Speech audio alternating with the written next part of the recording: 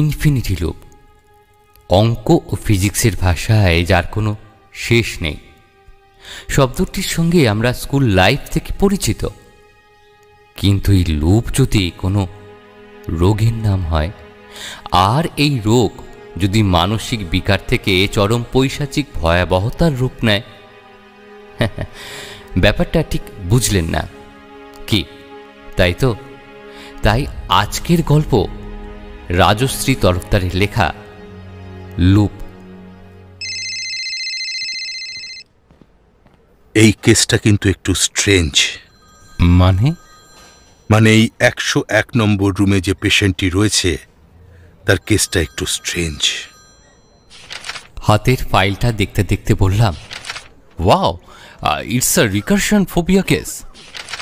পরক্ষণেই জিভ কেটে বললাম, আই এম রিয়েলি সরি, এইভাবে একজন পেশেন্টের রোগ নিয়ে বলাটা আমার ঠিক হয়নি। আসলে নিজের উৎসাহ সামলাতে পারিনি। চোখের সামনে রিকারশন ফোবিয়ার মতো একটা রেয়ার কেস। এটা কিন্তু ঠিক রিকারশন ফোবিয়া নয় নীলাজ। তবে রিকারশন ফোবিয়া বলতে যা বোঝায়, মানে পুনরাবৃত্তি থেকে ভয়, সেটা এই মেয়েটির নেই। মানেটা কি? ও ইনফিনিটি লুপ ভালোবাসে। কথাটা এতটাই অদ্ভুত যে কি বলা উচিত সেটা ঠিক বুঝে উঠতে পারলাম না। মেয়েটার ডিসক্রিপশন ফাইলে স্পষ্ট লেখা আছে রিকারশন ফোবিয়ায় আক্রান্ত, অর্থাৎ যা কিছু শেষ হয় না, বারবার ঘটে, ইনফিনিটি লুপ। তাকেই পেশেন্টটি অর্থাৎ অনন্যা চৌধুরীর ভয় পাওয়ার কথা, কিন্তু ডক্টর রায় বলছেন মেয়েটি ইনফিনিটি লুপ ভালোবাসে। দুটো একই সাথে কিভাবে সম্ভব? নীলাজ, ভাবনার ঘোর থেকে ফিরে আসলাম আমি, মানে ডক্টর নীলাজ সেনগুপ্ত।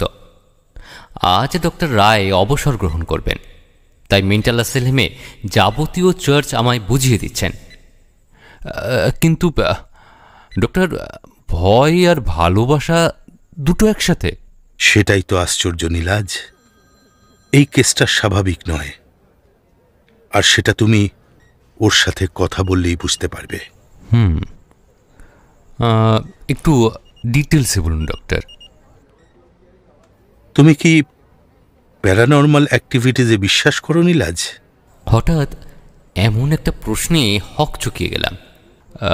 অলৌকিকের সাথে অনন্যা চৌধুরীর কি কানেকশন ডক্টর? সেটা এখনই বুঝতে পারবে। চলো পেশেন্টের সাথে দেখা করে আসি।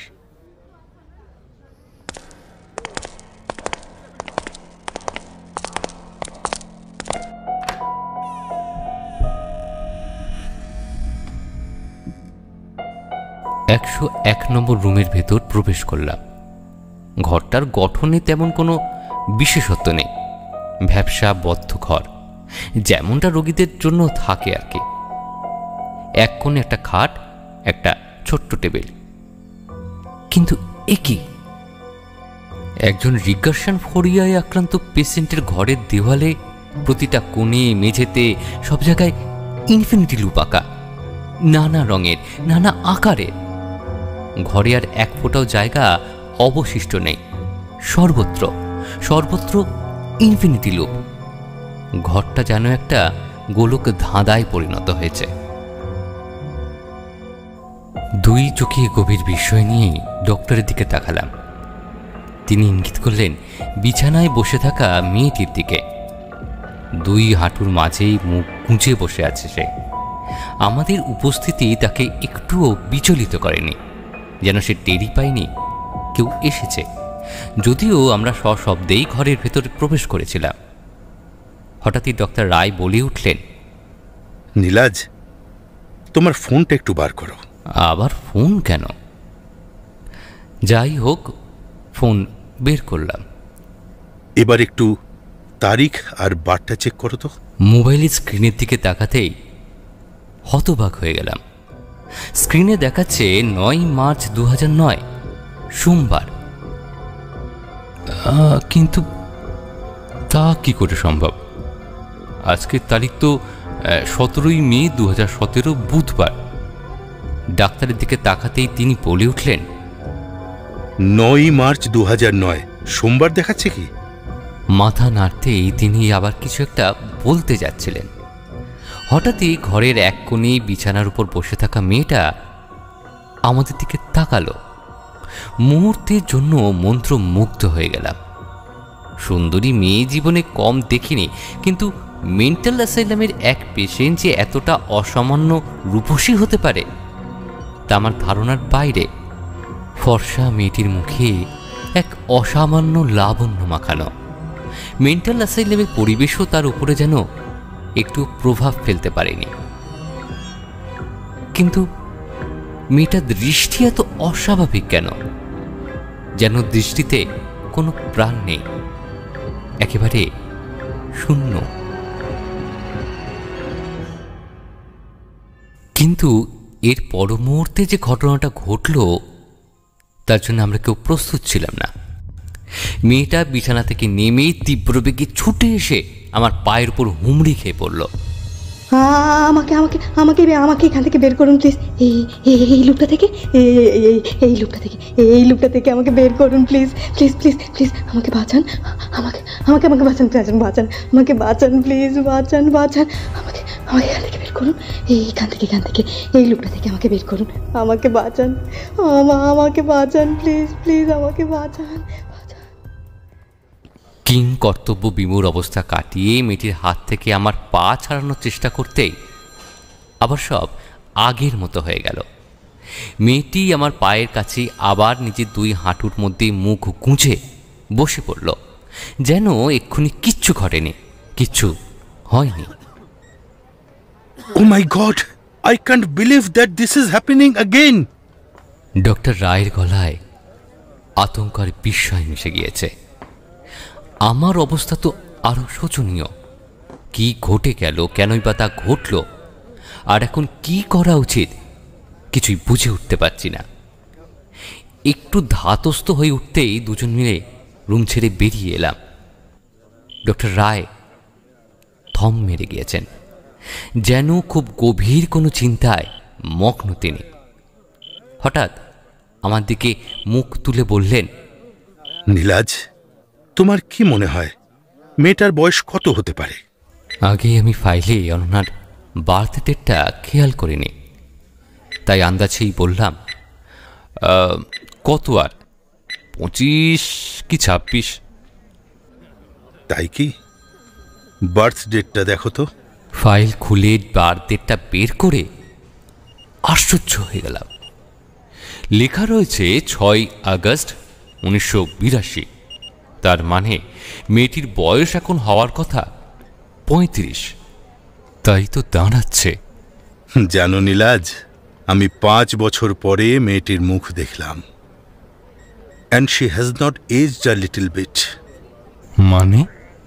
মানে আজ 5 বছর পরে মেয়েটি মুখ তুলে তাকালো। হোয়াট? নীলাজ, তোমার ফোনের ডেটটা চেক করো তো। তড়ি ঘড়ি ফোনটা বের করে দেখি স্ক্রিনে দেখাচ্ছে 17 মে 2017, বুধবার। ডক্টর রায়ের দিকে তাকাতেই ক্লান্ত হেসে তিনি বললেন, আজকের ডেটটাই দেখাচ্ছে তো।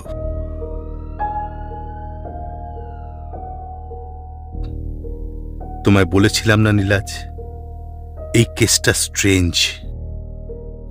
এই মেয়েটা এই অ্যাসাইলামে এসেছিল সম্ভবত 2009 মে মাসে। ওর বাড়ির লোকেরা বলেছিল 9 মার্চ 2009 একটা অ্যাক্সিডেন্টের পরে ওর মাথার গন্ডগোল দেখা দিয়েছে। সারাক্ষণ হাঁটুর মধ্যে মুখ গুঁজে বসে থাকে, কোনো কথা বলে না। মেয়েটা এখানে থাকতে শুরু করার কয়েকদিন পর্যন্ত ওর বাড়ির লোকেরা দেখা করতে এসেছিল, তারপর আর কেউ আসে না।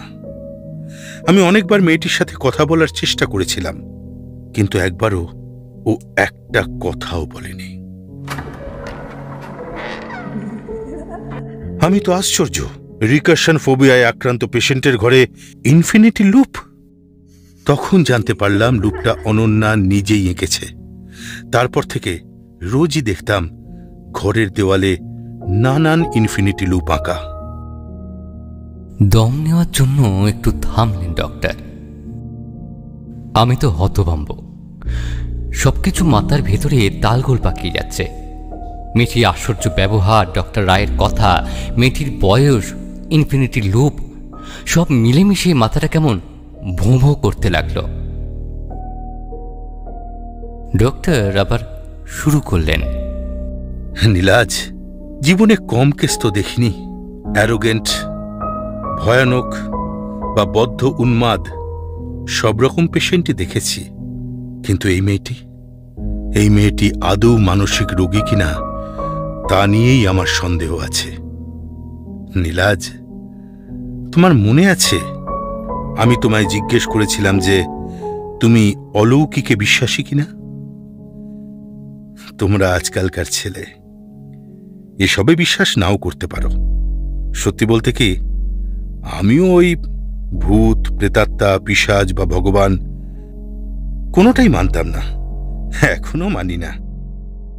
কিন্তু একটা জিনিসে বিশ্বাস করি, পজিটিভ এনার্জি আর নেগেটিভ এনার্জি। আমি মনে মনে ভাবলাম, বুড়ো বয়সে মানুষ ঘোড়ার ডিমেও বিশ্বাস করে। আর ঠিক তখনই আমাকে অবাক করে দিয়ে ডক্টর রায় বলে উঠলেন,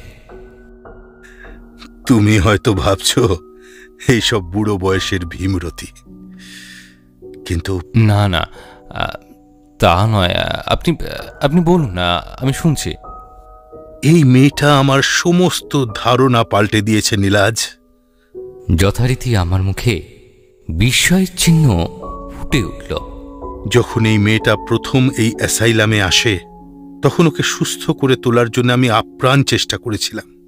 ঘন্টার পর ঘন্টা ওর সাথে কাটাতাম, প্রচুর কথা বলতাম, কিন্তু কোথায় কি, ও হাঁটুর মধ্যে মুখ গুঁজেই বসে থাকত।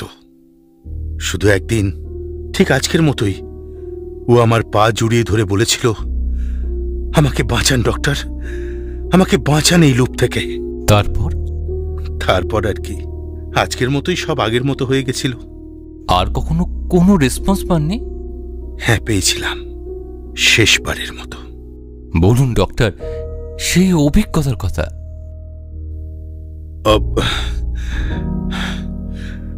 ওই অভিজ্ঞতার কথা মনে পড়লে আজও আমার সর্বাঙ্গ শিউরে ওঠে।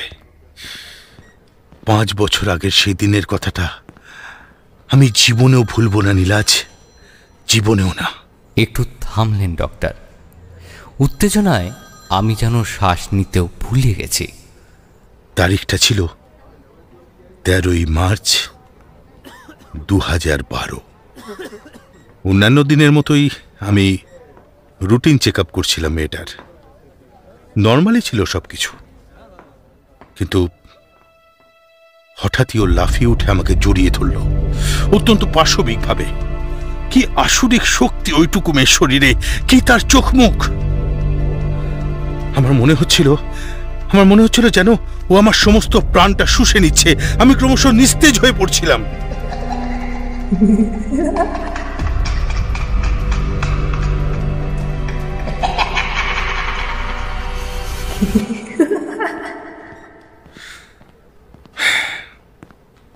কিন্তু অজ্ঞান হওয়ার ঠিক আগের মুহূর্তে আমার গলার এই ঠাকুরের লকেটটা ওর হাতে লেগে যায়।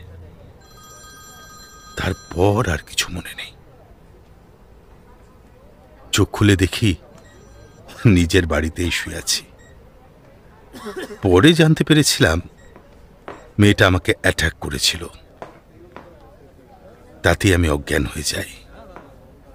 তারপর অনেক দিন পর্যন্ত মেয়েটা অনেক রেস্ট্রিকশনের মধ্যে ছিল, কিন্তু আর কখনো কিছু না ঘটানোয় ধীরে ধীরে রেস্ট্রিকশন তুলে নেওয়া হয়েছে। কিন্তু ওই ঘটনার পর ওই ঘরে আমি আর কখনো যাইনি। ওই ঘরের কাছাকাছি গেলেই আমার ইনস্টিংক্ট আমাকে ওখানে ঢুকতে বাধা দেয়। মনে হয় যেন ঘরটা নেগেটিভ এনার্জির কেন্দ্র। তাই আজ 5 বছর পরে আমি মেয়েটাকে সরাসরি দেখলাম। আর সবচেয়ে ভয়ের ব্যাপার কি জানো নীলাজ, আমি ওকে 2009 থেকে 2012 পর্যন্ত যেমনটা দেখেছি, ও আজ তেমনই আছে। She is not aged, she has not aged. Doctor, এই অলৌকিক ব্যাপারটা ছেড়ে আপনি যদি আমায় একটু বলেন যে একজন রিকারশন ফোবিয়ার আক্রান্ত পেশেন্ট হয়েও অনন্যা কেন এই ইনফিনিটি লুপ আঁকে, তাহলে একটু ভালো হয়। তুমি বোধহয় আমার কথা বিশ্বাস করলে না নীলাজ। ঠিক আছে, যা ভালো বোঝো। অনন্যা কেন ইনফিনিটি লুপ আঁকে তা এখনো আননোন। ও কখন ওগুলো আঁকে তাও জানা যায়নি। But CCTV footage? অনন্যার রুমে আজ অবধি কোনো সিসিটিভি লাগানো যায়নি নীলাজ। সে কি, কেন? জানা যায়নি। কথাবার্তা হয়তো আরও কিছুক্ষণ চলত, কিন্তু তখনই একজন সিস্টার এসে বললেন, ডক্টর রায়, ডক্টর সেনগুপ্ত, নিচে চলুন, সমস্ত অ্যারেঞ্জমেন্ট কমপ্লিট হয়ে গেছে।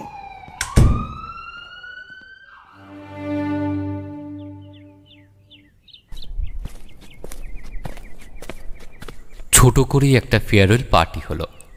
ডক্টর রয় সমস্ত ফর্মালিটি কমপ্লিট করলেন। আমরা ওনাকে ওনার গাড়ি পর্যন্ত এগিয়ে দিতে গেলাম। গাড়িতে ওঠার আগের মুহূর্তে ডক্টর আমাকে কাছে ডাকলেন, বললেন, নীলাজ, তোমার ভরসাতেই অ্যাসাইলামটা রেখে যাচ্ছি। তুমি সকলকে আপন করে রেখো, নিজের বুদ্ধিমতোই চলো।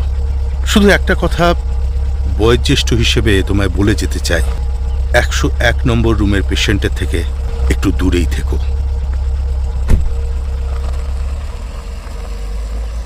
ডক্টর রয়ের গাড়ি চলে গেল। পিছনে পড়ে রইলাম আমি, অ্যাসাইলামের অন্যান্য পেশেন্টস আর স্টাফস, এবং 101 নম্বর রুমে। সকালে ঘুম থেকে উঠে বেশ ফ্রেশ লাগছিল। স্নান খাওয়া দাওয়া সেরে অ্যাসাইলামের উদ্দেশ্যে বেরিয়ে পড়লাম। পৌঁছে সবার আগে যেটা করলাম সেটা হলো সিস্টারের কাছ থেকে সমস্ত পেশেন্টদের কেস হিস্ট্রি ফাইলগুলো চেয়ে পাঠালাম। ফাইলগুলো হাতে নিয়ে একটার পর একটা চোখ বুলিয়ে যেতে লাগলাম। বেশিরভাগই চোট পেয়ে মাথায় গণ্ডগোল, কারো বা অতিরিক্ত শোকে, কারো কারো আবার জন্মগত। দ্রুত ফাইলগুলো চেক করছিলাম। আসলে আমি তো খুঁজছিলাম বিশেষ এক। আপনার রুটিন চেকআপের সময় হয়ে গেছে। একজন সিস্টার এসে ডাকলেন। হ্যাঁ হ্যাঁ, এখনই আসছি।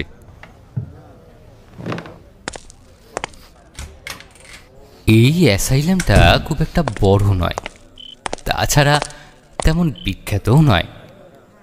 সেই রকম ভয়ঙ্কর কেস তেমন একটা আসেও না, তাই তাড়াতাড়ি অন্যান্য পেশেন্টের চেক আপ হয়ে গেল। সত্যি বলতে কি, আমি একটু তাড়াহুড়োই করছিলাম, কারণ রুম নম্বর 101 আমাকে চুম্বকের মতো টানছিল।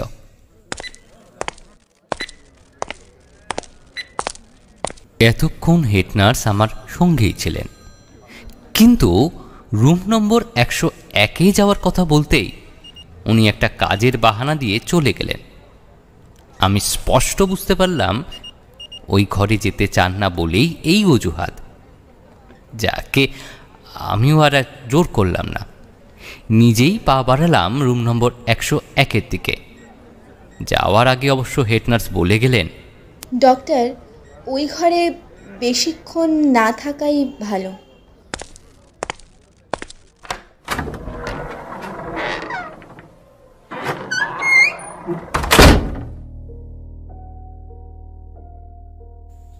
ঘরের দরজাটা খুলতেই একটা অদ্ভুত ফিলিংস হলো। মনে হলো যেন এই ঘরটাতে না আসলেই ভালো ছিল। যদিও ব্যাপারটা এড়িয়ে গিয়ে ভেতরে ঢুকে পড়লাম, আর ঢুকতেই একদম আশ্চর্য হয়ে গেলাম। গতকাল অনন্যাকে ঠিক যেখানে যে ভঙ্গিতে বসে থাকতে দেখা গিয়েছিল, ও এখনো একদম সেই একই জায়গায় একইভাবে বসে রয়েছে। বসার ভঙ্গিমায় একটু চেঞ্জ হয়নি, ঠিক যেন পাথরের মূর্তি। আমি ধীর করে ডাকলাম, অনন্যা, মিস অনন্যা। কোনো উত্তর নেই। আমার উপস্থিতি একটু বিচলিত করেনি, ঠিক কালকের মতো। তখনই তারিখের কথাটা মনে পড়ায় আমি মোবাইলটা বার করলাম, আর স্ক্রিনের দিকে তাকাতেই শীতটারা দিয়ে একটা ঠান্ডা স্রোত বয়ে গেল। ক্যালেন্ডারে দেখাচ্ছে 9 মার্চ 2009। তবে কি ডক্টর রায়ের কথাটাই ঠিক? এসব জাগতিক ব্যাপার নয়? কিন্তু না, একজন ডাক্তার হিসেবে রোগীকে সুস্থ করে তোলাটাই আমার একমাত্র উদ্দেশ্য এবং লক্ষ্য। এর মাঝে এসব আজে বাজে চিন্তাভাবনা কখনোই স্থান পেতে পারে না। মন শক্ত করে এগিয়ে গেলাম আর আলতো করে হাতটা রাখলাম অনন্যার পিঠে, আর তখনই শিউরে উঠে হাতটা সরিয়ে নিলাম। একজন জীবন্ত মানুষের শরীর এত ঠান্ডা কি করে হতে পারে? মনে হলো যেন বরফ স্পর্শ করলাম। তাহলে তাহলে কি অনন্যা মারা গেছে? আমি দ্রুত হাতটা ওর নাকের কাছে গিয়ে ধরলাম। না, নিঃশ্বাস তো পড়ছে খুব ধীরে ধীরে। পালসটাও চেক করলাম, নর্মাল। অন্যান্য রুটিন চেক আপ শেষ করলাম, সবই নর্মাল। তাহলে তাহলে অনন্যার শরীর এত ঠান্ডা কেন? আরও নিঃশ্বাসই বা এত ধীরে ধীরে পড়ছে কেন? হঠাৎ আমার কেন যেন না মনে হলো অনন্যার আত্মার খুব অল্প অংশই এই মুহূর্তে ওর দেহে উপস্থিত আছে, বাকিটা আছে অন্য কোথাও। নিজের চিন্তা ভাবনায় নিজেই আশ্চর্য হয়ে গেলাম। এসব স্পিরিচুয়াল সাধু সন্তা মার্কা চিন্তা আমার এলো কি করে?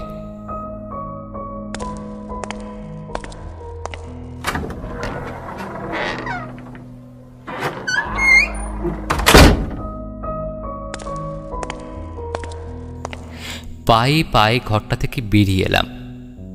শরীরটা কেমন যেন ভার ভার লাগছে। ওয়াশরুমে গিয়ে চোখে মুখে একটু জল দিলাম।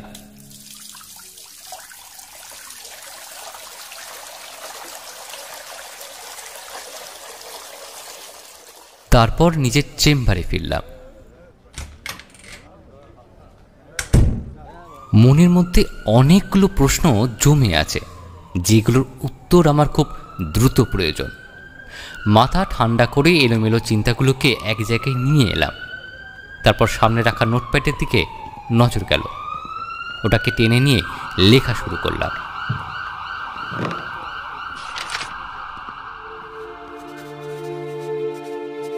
অনন্যা রিকারশন ফোবিয়ায় আক্রান্ত, তবু এই ইনফিনিটি লুপ আঁকে কেন? শুধু কি মানসিক সমস্যার জন্যই ও সারাক্ষণ একইভাবে বসে থাকে? আচ্ছা, সত্যি কি একজন বদ্ধ উন্মাদের পক্ষে 24 ঘন্টা একই রকম ভাবে বসে থাকা সম্ভব? অনন্যা শরীর এত ঠান্ডা কি করে? ওর নিঃশ্বাসই বা এত ধীরে পড়ে কেন? অনন্যার অতীত আর অ্যাক্সিডেন্টের একটা বিবরণ জানা দরকার। ওর রেসপন্স এত ইরেগুলার কেন? কেন ওর ঘরে গেলেই ডেট বদলে যায়? প্রশ্নগুলো শেষ করে সম্ভাব্য উত্তরগুলো মনে মনে সাজিয়ে নিলাম। সম্ভবত অনন্যার রোগটাই ঠিকভাবে নির্ণয় হয়নি।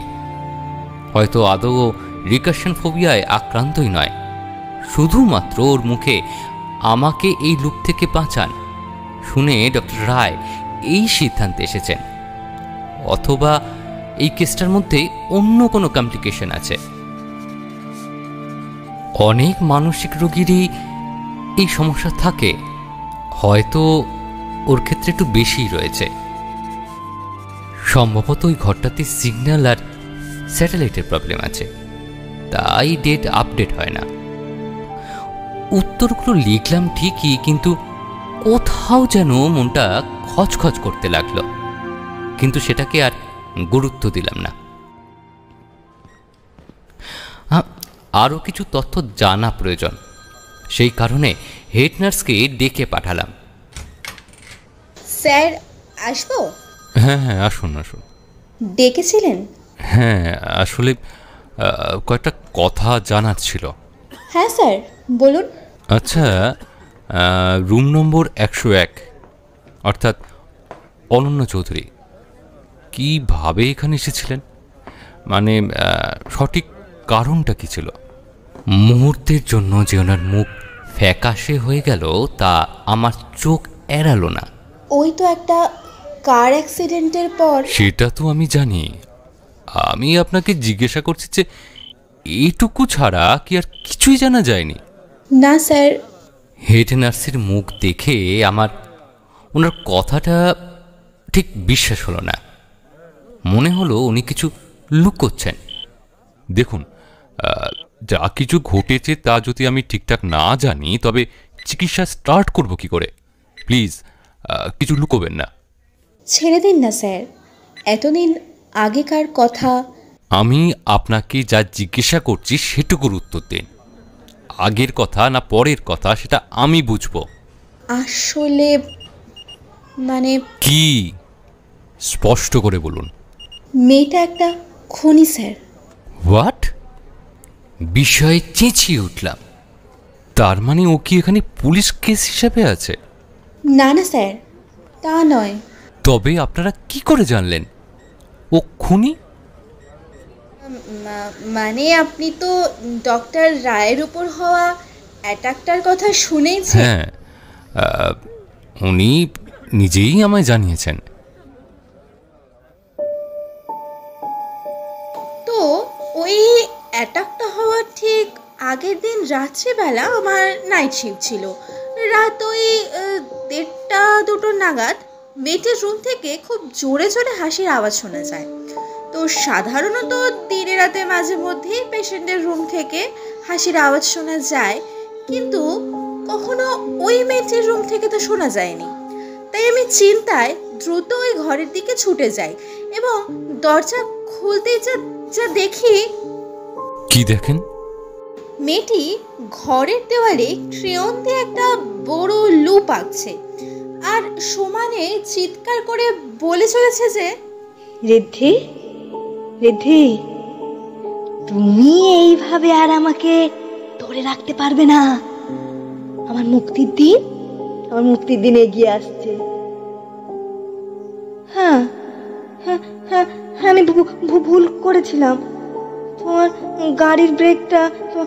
গাড়ির ব্রেকটা নষ্ট করে দিয়ে তোমায় খুন করাটা আমার উচিত হয়নি। কিন্তু কি করবো বলো? তুমি বেঁচে থাকলে তো আমাকে ভিড় করতেই হতো। কিন্তু আর নয়, আর তোমার এই লুপে আমি আটকে থাকবো না। মুক্তির পথ। তারপর আমি ঘরে ঢুকতেই অনন্যা ঘাড় ঘুরিয়ে আমার দিকে তাকালো।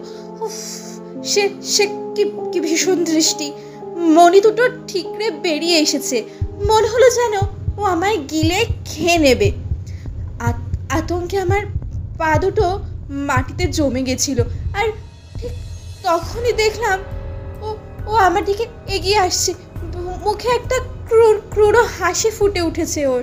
ও মাই গড! আমার খুব কাছে এসে পড়েছিল।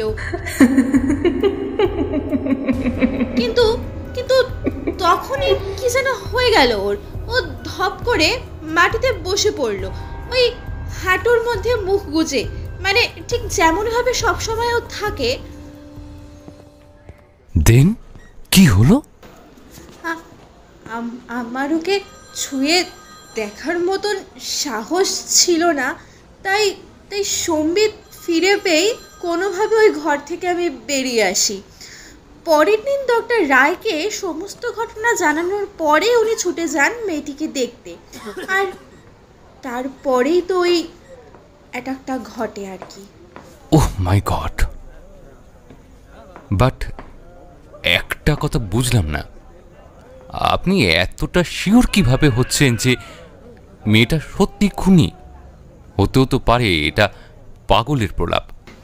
না না না না ডক্টর সেনগুপ্ত, ওই ঘটনার পরে আমরা মেয়েটির পরিবারের সাথে যোগাযোগ করি।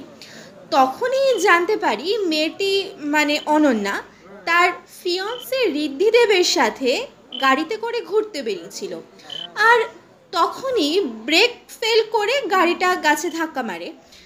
ঋদ্ধি স্পট ডেট হয়ে যায়, কিন্তু আশ্চর্যজনকভাবে অনন্যা প্রাণে বেঁচে যায়, এমনকি খুব একটা গুরুতর আঘাতও লাগেনি। পুলিশ কেস হয়নি কিছু? হ্যাঁ হয়েছিল তো, সম্ভবত অনন্যার পাগলামির কারণেই ও ছাড়া পেয়ে যায়।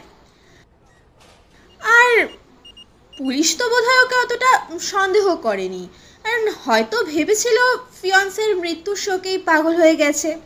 আর তারই কিছুদিন পরে ওকে ওর ফ্যামিলির লোকজন এসে এখানে ভর্তি করে দিয়ে যায়। এরপর কি আপনারা পুলিশে কন্ট্যাক্ট করেছিলেন? না না, তাও কি আর করা সম্ভব ছিল? মানে কী বা বলা হতো পুলিশকে যে একজন পাগল বলেছে যে সে খুন করেছে, আর এই কথাটাকে কেউ আদৌ বিশ্বাস করতো? তাছাড়া যদিও বা করতো, শেষ পর্যন্ত ঘুরে ফিরে ওর ঠিকানা এই অ্যাসাইলামই হতো। বেশ, বুঝলাম। ঠিক আছে, আপনি এখন আসুন, পরে দরকার হলে ডেকে নেব আপনাকে। ওকে ডক্টর। সিস্টার চলে গেলেন। আমি চোখ বুঝে গভীর চিন্তায় মগ্ন হয়ে গেলাম।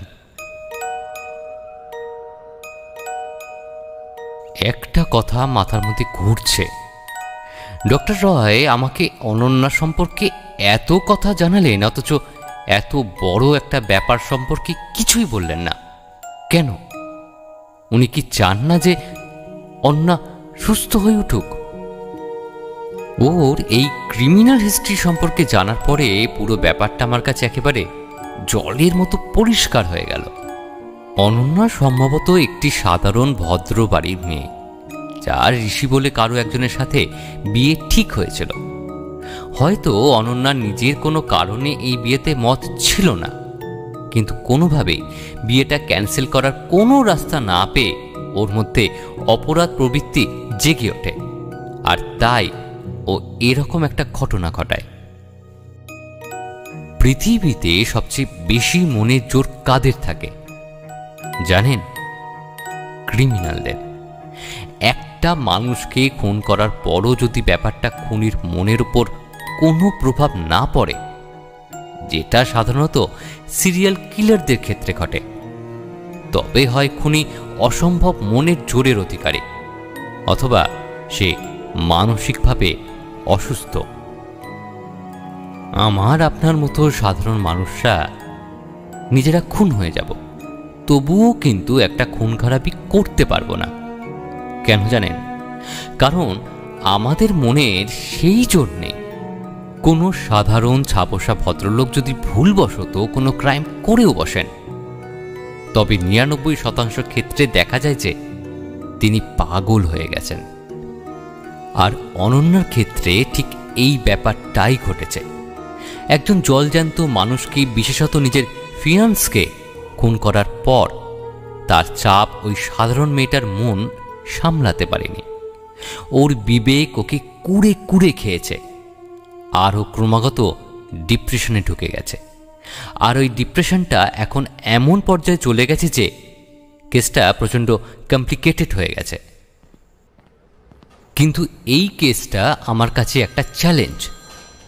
আমি ডক্টর নীলাজ সেনগুপ্ত যখন ঠিক করেছি যে এই মেয়েটিকে সুস্থ করে তুলবই, তখন এই পৃথিবীতে কারো ক্ষমতা নেই যে সেটা আটকায়।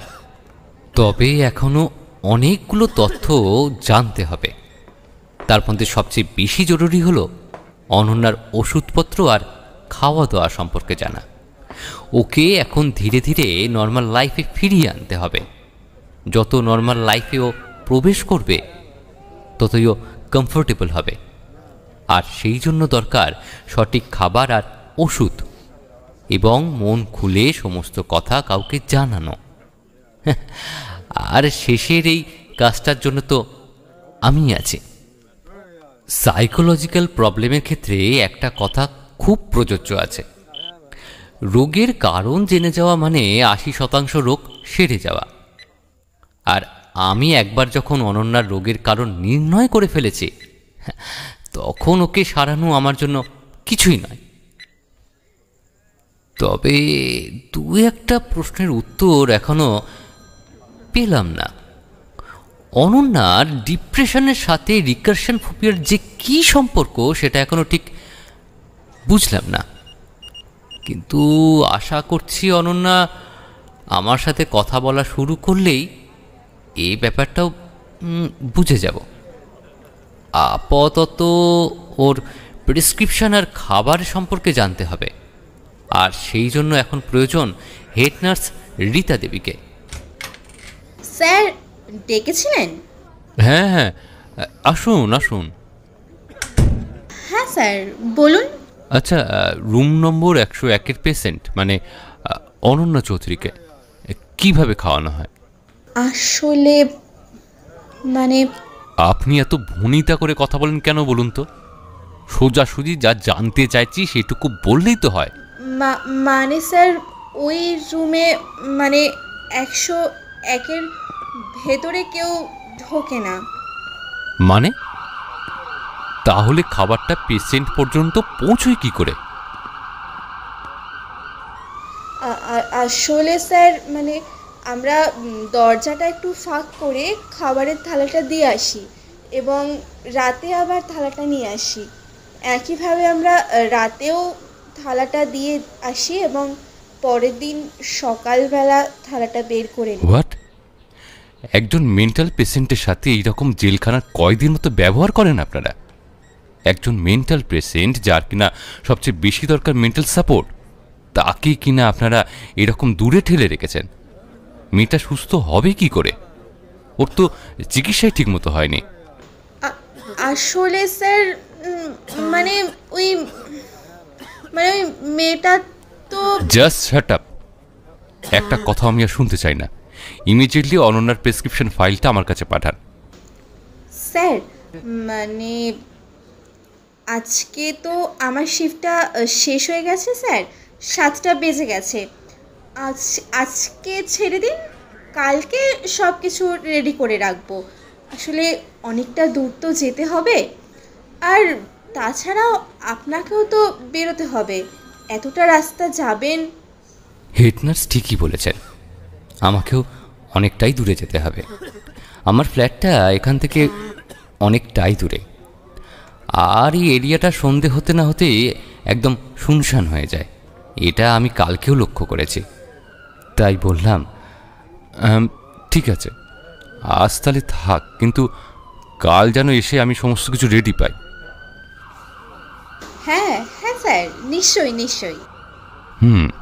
ঠিক আছে, আপনি তাহলে আসুন এখন।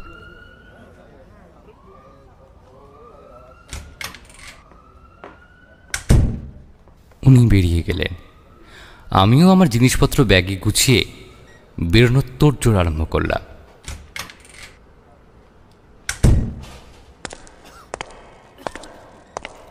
যা ভেবেছি ঠিক তাই, বেরোতে বেরোতে 8টা বেজেই গেল।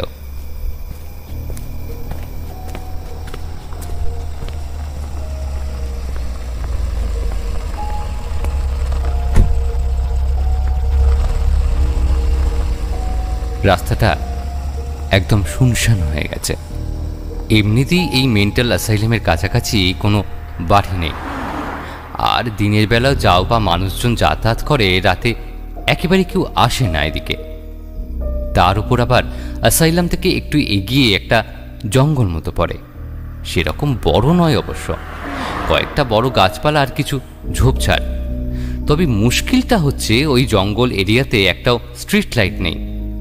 তার উপর সন্ধে হলেই জায়গাটা কেমন যেন শুনশান, ঘুরঘুরটি অন্ধকার। ভূত প্রেতের ভয় আমার কোনোদিনই ছিল না। যার অস্তিত্বই নেই তাকে শুধু শুধু ভয় পেতে যাব কেন? আমার ভয় শুধু মানুষকে। এই ঝোপঝাড়ের মধ্যে টেনে নিয়ে গিয়ে লুটপাট করে একটা মানুষকে গুম করে দেওয়া কোনো ব্যাপারই না। তাই আমি চাই এই অন্ধকার জায়গাটা তাড়াতাড়ি পার হয়ে যেতে।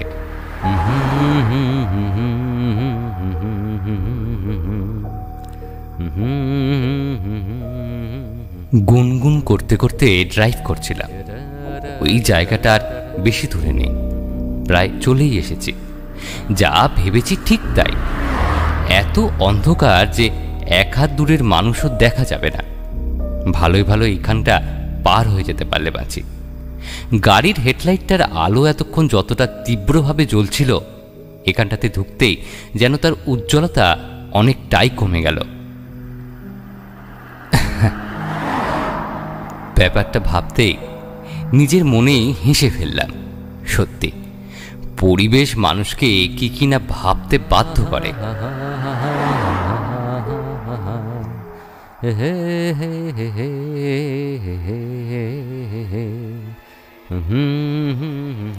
আরো কিছুটা এগিয়ে গেলাম, প্রায় পার হয়ে এসেছি।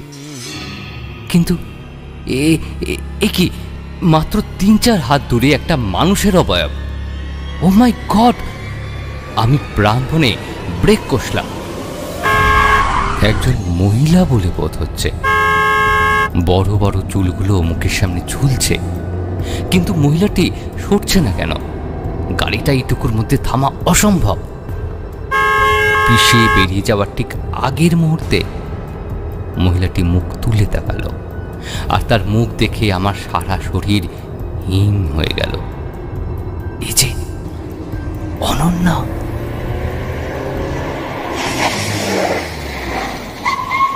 গাড়িটাও কি পিছিয়ে দিয়ে আরো কিছুটা এগিয়ে গিয়ে থামল।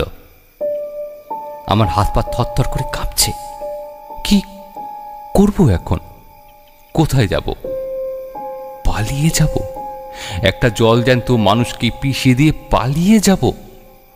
তারপর কি হবে আমার? না নাকি নেমে অনন্যাকে নিয়ে কোনো হসপিটালে যাব, যদি কোনো আশা থাকে এখনো। আচ্ছা আচ্ছা, অনন্যা এখানে এলো কি করে? ও কি অ্যাসাইলাম থেকে পালিয়েছে?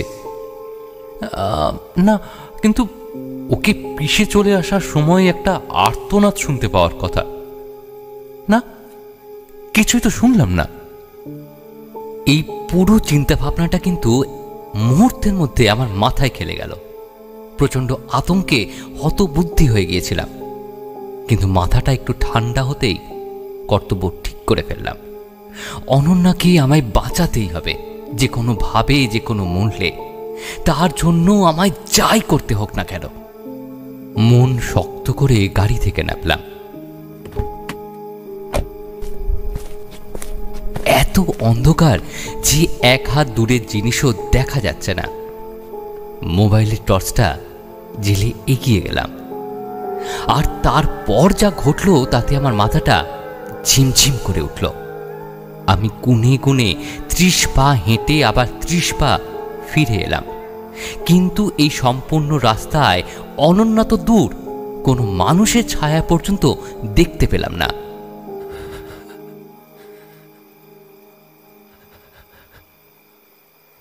কোথায় গেল অনন্যার দেহটা? শিয়াল টিয়াল টেনে নিয়ে গেল না তো? কিন্তু তাই বা কি করে সম্ভব? এত তাড়াতাড়ি শিয়াল কুকুর এসে একটা মানুষের দেহ কিছুতেই টেনে নিয়ে যেতে পারে না। এখন তাহলে আমি কি করব? কোথায় খুঁজবো অনন্যাকে এই অন্ধকারে? আচ্ছা আচ্ছা, একবার অ্যাসাইলামে খবর দিলে কেমন হয়? ওখানকার গার্ডরা আসলে খোঁজ করা যেতে পারে একসাথে। খুব একটা বেশি দূরত্ব নয় এখান থেকে। আবার গাড়ি নিয়ে ফিরে যাওয়ার মতো সময়ও নেই। বরং এখন যিনি অ্যাসাইলামের নাইট শিফটে আছেন তাকে ফোন করে হেল্প চাইলে ভালো হয়। আর যতক্ষণ ওরা আসছে ততক্ষণ আমি চারপাশটা ভালো করে খুঁজে দেখি। ফোনটা বের করে নম্বর ডায়াল করলাম।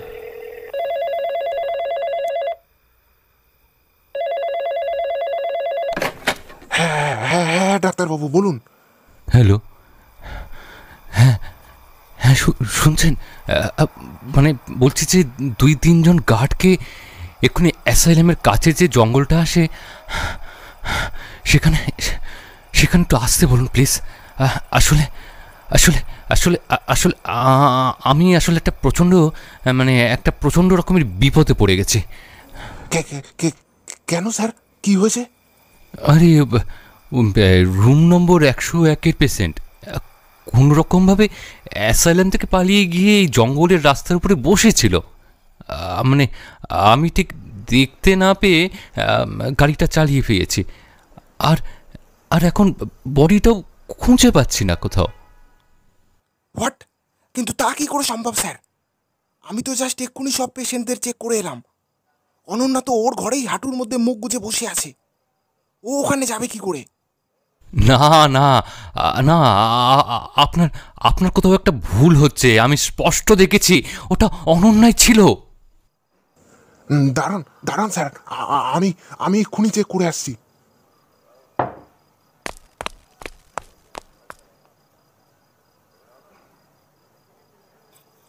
ফোনের ওপার থেকে দুপদাপ দৌড়ে যাওয়ার আওয়াজ শোনা গেল। স্যার স্যার হ্যাঁ হ্যাঁ হ্যাঁ বলুন। আমি বলছিলাম না অনন্যা এখানেই আছে। আমি এখন রুম নাম্বার 101-এর ভেতরে দাঁড়িয়ে কথা বলছি। ও আমার সামনেই যেমনিভাবে সারাক্ষণ থাকে তেমনভাবেই বসে আছে স্যার। ও এখান থেকে এক পাও নড়েনি। স্যার একটা কথা বলছি, কিছু মনে করবেন না। আপনি ওখান থেকে বেরিয়ে যান স্যার, যত তাড়াতাড়ি সম্ভব। ওখানে এখন কোনো অ্যাক্সিডেন্ট হওয়া সম্ভবই নয়, কারণ এই সময় ওখানে কোনো মানুষই যায় না। আপনার কিছু একটা ভুল হচ্ছে। আর যদি সত্যি কোনো অ্যাক্সিডেন্ট হয়ে থাকে তবে বডিটা কোথায় গেল? না আপনি ওখানে থাকবেন না স্যার, বেরিয়ে যান ওখান থেকে। কিন্তু কোনো কিন্তু নয়, গাড়িতে উঠে পড়ুন স্যার, কুইক। ওকে ওকে ওকে।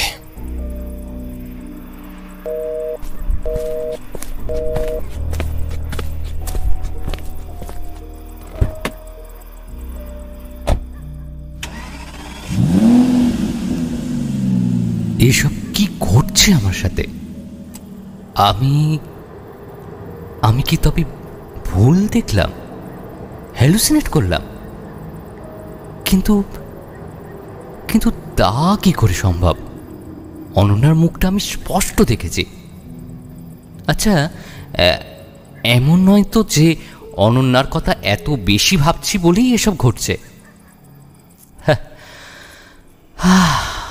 হতেই পারে, বড্ড বেশি স্ট্রেস পড়ে গেছে আজ, হয়তো তারই জন্য এইসব ভুলভাল দেখা। না, মাথাটা ফ্রেশ করতে হবে। তার জন্য এখন প্রয়োজন ভালো মতো স্নান আর ভালো ঘুম। আমার গাড়ি অন্ধকার কাটিয়ে বেরিয়ে গেল।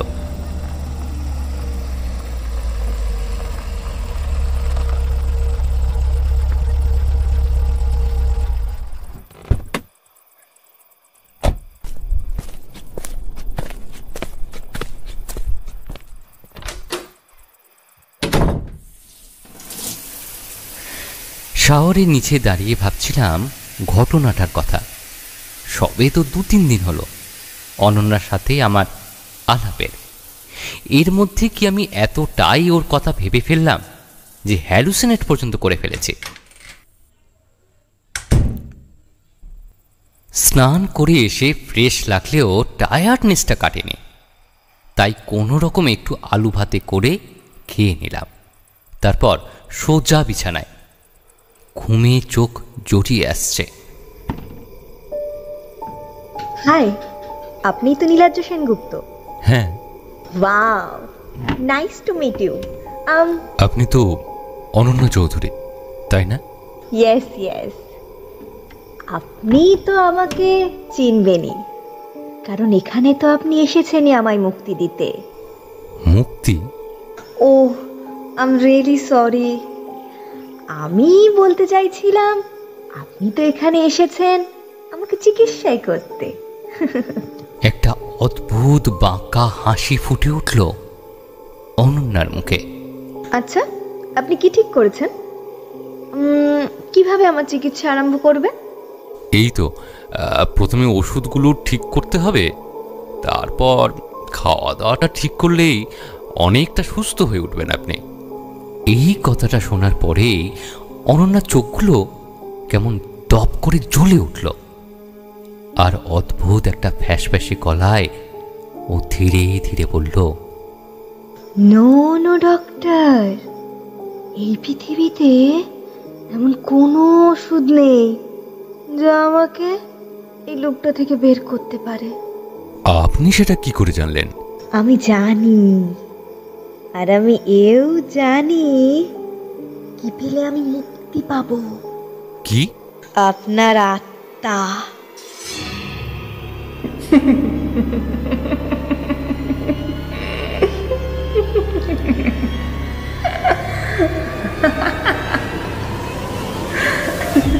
অনন্যা এগিয়ে আসছে আমার দিকে। না! চিৎকার করে উঠে বসলাম। ওহ মাই গড, কি ভয়ঙ্কর স্বপ্ন! বিছানার উপর উঠে বসলাম। ঘামে শার্টটা পুরো ভিজে গেছে। ধাতস্থ হয়ে ঢকঢক করে পাশে রাখা বোতল থেকে জল খেলাম। রাত 2:30 বাজে।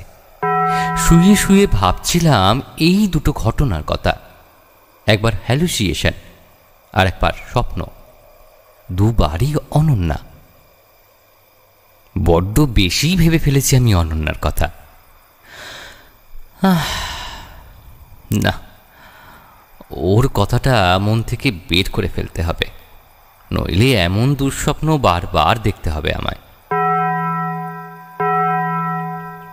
শুয়ে এপাশ ওপাশ করতে লাগলাম। ঘুম আসছে না। 3টের ঘন্টা বাজল, শুনলাম, তারপর 4টে। ভোরের দিকে চোখটা একটু লেগে এলো। সকাল 7:30 নাগাদ ঘুমটা ভেঙে গেল। বিরক্ত মুখে উঠে পড়লাম। মাথা ধরে আছে। রাতে ঠিক করে ঘুম না হলে তো ধরবেই। তাছাড়া স্বপ্নটার কথা আমার এখনো বেশ স্পষ্ট মনে আছে, আর সেই জন্যই মেজাজটা যেন আরও বেশি খিঁচড়ে আছে। ধুর, দিনের শুরুটাই একদম বাজে। দৈনন্দিন জীবনের কাজকর্ম করা শুরু করলাম। তারপর 10টা নাগাদ বেরিয়ে পড়লাম অ্যাসাইলামের উদ্দেশ্যে।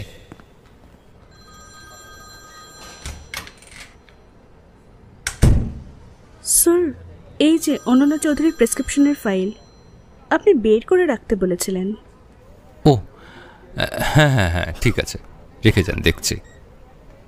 যেতে বলার পরেও রীতা দেবী দাঁড়িয়ে থাকায় অবাক হয়ে বললাম, কিছু বলবেন? হ্যাঁ স্যার, আসলে স্যার কাল রাতে ফেরার সময় আপনার কি হয়েছিল বলুন তো? অ্যাকচুয়ালি সবাই খুব বলা বলি করছে আপনার ব্যাপারে। বুঝলাম ব্যাপারটা বেশ ছড়িয়ে গেছে।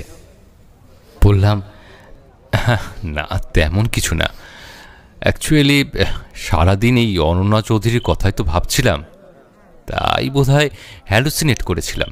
স্যার একটা কথা বলছি, কাইন্ডলি কিছু মনে করবেন না। ওই অনন্যা চৌধুরী না ঠিক স্বাভাবিক নয় স্যার, ওর ভাবনা আপনি ছেড়ে দিন প্লিজ। দেখুন, অ্যাজ এ ডক্টর সমস্ত পেশেন্টদের সুস্থ করে তোলাটাই কিন্তু আমার কাজ। তার মধ্যে আপনাদের এই সমস্ত ভুলভাল অদ্ভুত ধারণাগুলো ঢোকাবেন না প্লিজ। বেশ রাগত স্বরে এই কথাগুলো বললাম। স্যার, আপনি বোধহয় আমার কথা ঠিক বিশ্বাস করলেন না, না? কিন্তু সত্যি কিন্তু ওর থেকে আপনার দূরে থাকলেই মনে হয় আমার মঙ্গল, জানেন স্যার। একটু ভাববেন আমার কথাটা প্লিজ। আপনি এখন আসুন প্লিজ। একটু মনক্ষুণ্ণ হয়ে রীতা দেবী বেরিয়ে গেলেন। আমিও প্রেসক্রিপশন ফাইলে মনোনিবেশ করলাম। মোটামুটি ঠিকই আছে, তবে 2-1টা ওষুধ বদলে দিলে বোধহয় একটু ভালো হয়।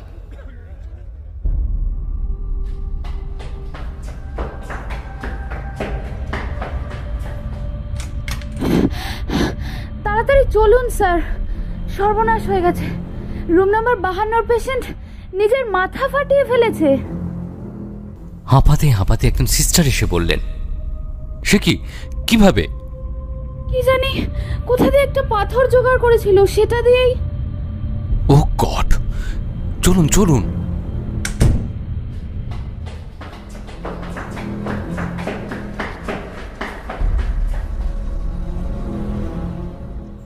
দৌড়াতে দৌড়াতে রুম নম্বর 52 দিকে গেলাম। ওখান থেকে একটা হইচই শোনা যাচ্ছে। বেশ কিছুটা মাথা ফাটিয়ে ফেলেছে লোকটা। ফার্স্ট এড করে ব্যান্ডেজ করে দিলাম। সারাটা দিন এই ব্যস্ততাতেই কাটল। আপনিও জোর করে মনটা অনন্যার থেকে একটু ডাইভার্ট করে রাখলাম। যদিও মাঝে একবার ওকে দেখে এসেছি, একই রকমভাবে বসে আছে ও।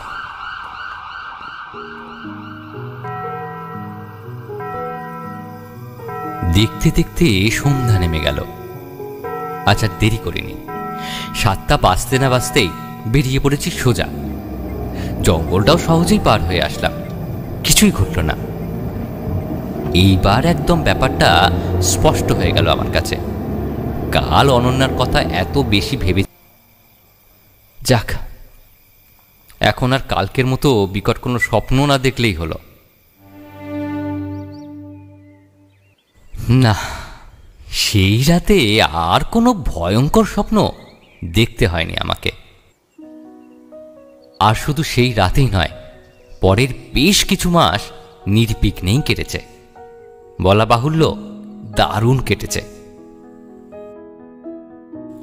অনন্যা অনেকটাই ইমপ্রুভ করেছে আমার চিকিৎসায়। এখন আরও সারাক্ষণ হাঁটুর মধ্যেই মুখ গুঁজে বসে থাকে না। অনেকটাই নর্মাল মানুষের মতো ব্যবহার, তবে পুরোপুরি সারেনি। কখনো কখনো আবার ওর পাগলামিটা মাথা চাড়া দিয়ে ওঠে, তখন আবার চুপচাপ বসে থাকে। শরীর ঠান্ডা হয়ে যায়। তবে অন্যান্য সময় একদমই নর্মাল, হাসছে, কথা বলছে, গল্প করছে। ওর এইরকম অভাবনীয় প্রোগ্রেস দেখে আমি আশা করছি আর কিছুদিনের মধ্যেই ও সম্পূর্ণ সুস্থ হয়ে উঠবে। কিন্তু প্রবলেমটা হচ্ছে এই অ্যাসাইলামের লোকজন। অনন্যার অবস্থার এতটা উন্নতি হওয়া সত্ত্বেও ওদের ভয় আর কাটল না। কিসের চেয়ে এত ভয় কে জানে। আজকে খুব টায়ার্ড লাগছে, তাই একটু তাড়াতাড়ি শুয়ে পড়েছি। আর শুতেই ঘুমে চোখ জড়িয়ে এসেছে। হ্যালো ডক্টর, ভালো আছেন তো? আরে অনন্যা যে, তুমি এখানে? বাবা, তোমায় তো চেনাই যাচ্ছে না। সত্যি, অ্যাসাইলামের পোশাক না পরে কুর্তি লেগিংস পরায় অনন্যাকে একেবারে চেনাই যাচ্ছে না। এমনিতেই ও সুন্দরী, কিন্তু আজ যেন ওর মধ্যে একটা অন্য রকম সৌন্দর্য ফুটে উঠেছে, যাকে বলে একেবারে ওয়াইল্ড বিউটি। চোখ ফেরানো যাচ্ছে না। আরে ডাক্তারবাবু, চুপ মেরে গেলেন যে। আরে না না, কিছু না। না, আপনি কি বলছিলেন বলুন। আমি আর কি বলছিলাম, বলবেন তো আপনি। কি বলবো? এই যে আমার প্রোগ্রেস কি রকম হচ্ছে? অসাধারণ প্রোগ্রেস হচ্ছে আপনার। আমি সত্যি আশা করিনি যে এত তাড়াতাড়ি আপনি এতটা রেসপন্স করবেন। তাই? আচ্ছা, একটা কথা বলবেন? কি বলুন তো? আপনার সাথে লুপের কি সম্পর্ক? আপনি লুপ আঁকেনি বা কেন? আবার লুপ থেকে বাঁচান বলে চিৎকারই বা করেন কেন? এই ব্যাপারটা আজ অব্দি ঠিক বুঝে উঠতে পারিনি। এই কথাটা বলার সাথে সাথে অনন্যার মুখ চোখি যেন পাল্টে গেল। যে লাবণ্য ওর মুখে এতক্ষণ ছেয়েছিল, তা হঠাৎই একটা নৃশংসতায় পরিণত হলো। আর তারপরে আবার সেই অদ্ভুত ফ্যাস ফ্যাসে গলায়ও বলে উঠল, কেমন লাগবে ডক্টর যদি দেখেন আপনার জীবনে কোনো নতুন দিন আসছে না? একটাই দিন বারবার লুপের মধ্যে ফিরে ফিরে আসছে, বারবার ফিরে আসছে একটাই তারিখ। কেমন লাগবে আপনার যদি আপনি দেখেন যে আপনি ফেঁসে গেছেন একটা লুপের দুনিয়ায়, যার কোনো শেষ নেই? মানে হঠাৎই ওর চোখের নৃশংসতা একটা উদাসীনতায় বদলে গেল। রিদ্ধি রিদ্ধি রিদ্ধি রিদ্ধি রিদ্ধি রিদ্ধি রিদ্ধির অশাস্তি এটা। ও ও কি বিভৎস! রক্তাক্ত রিদ্ধির হাতটা আমায় টেনে ধরেছিল। আমার আমার আত্মাটা একটা অংশ রিদ্ধি 9ই মার্চ আটকে দিয়েছিল ডক্টর। তাই 9ই মার্চ আমার কাছে ফিরে ফিরে আসে, বারবার বারবার ফিরে ফিরে আসে, বারবার বারবার। মানে আপনি বলতে চাইছেন আপনি একটা অন্য দুনিয়ায় বিলং করেন যেখানে 9ই মার্চ বারবার ফিরে আসছে আপনার কাছে? এটা কি কখনো সম্ভব হতে পারে মিস চৌধুরী? আর যদি তর্কের খাতিরে ধরেও নি যে এটা সত্যি, তবে আপনি রিয়েল ওয়ার্ল্ডে রেসপন্স করেন কি করে?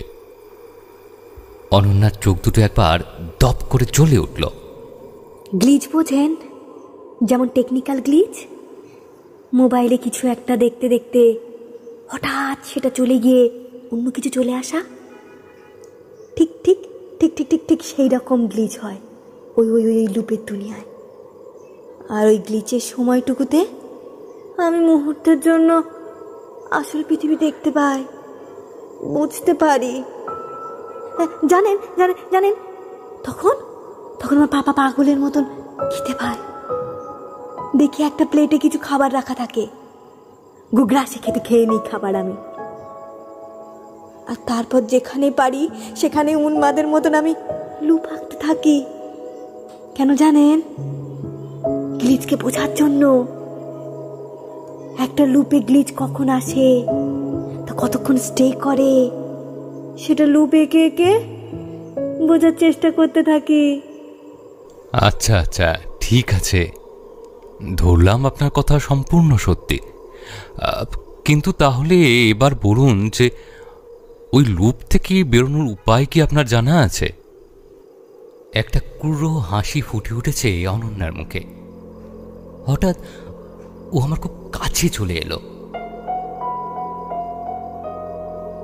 আর তারপর আমার কানের কাছে মুখ নিয়ে গিয়ে ফিসফিস করে বলল, হ্যাঁ জানি তো, যখন আমার জায়গায় অন্য কারোর আত্মাকে ওখানে টেনে নিয়ে যেতে পারবো, তখনই আমার মুক্তি। এর আগেও আমি চেষ্টা করেছিলাম, পারিনি। কিন্তু এবার আর ভুল হওয়ার কোনো সুযোগ নেই। কেন কেন জানেন? কারণ আপনি আমার সাথে বাধা পড়ে গেছেন।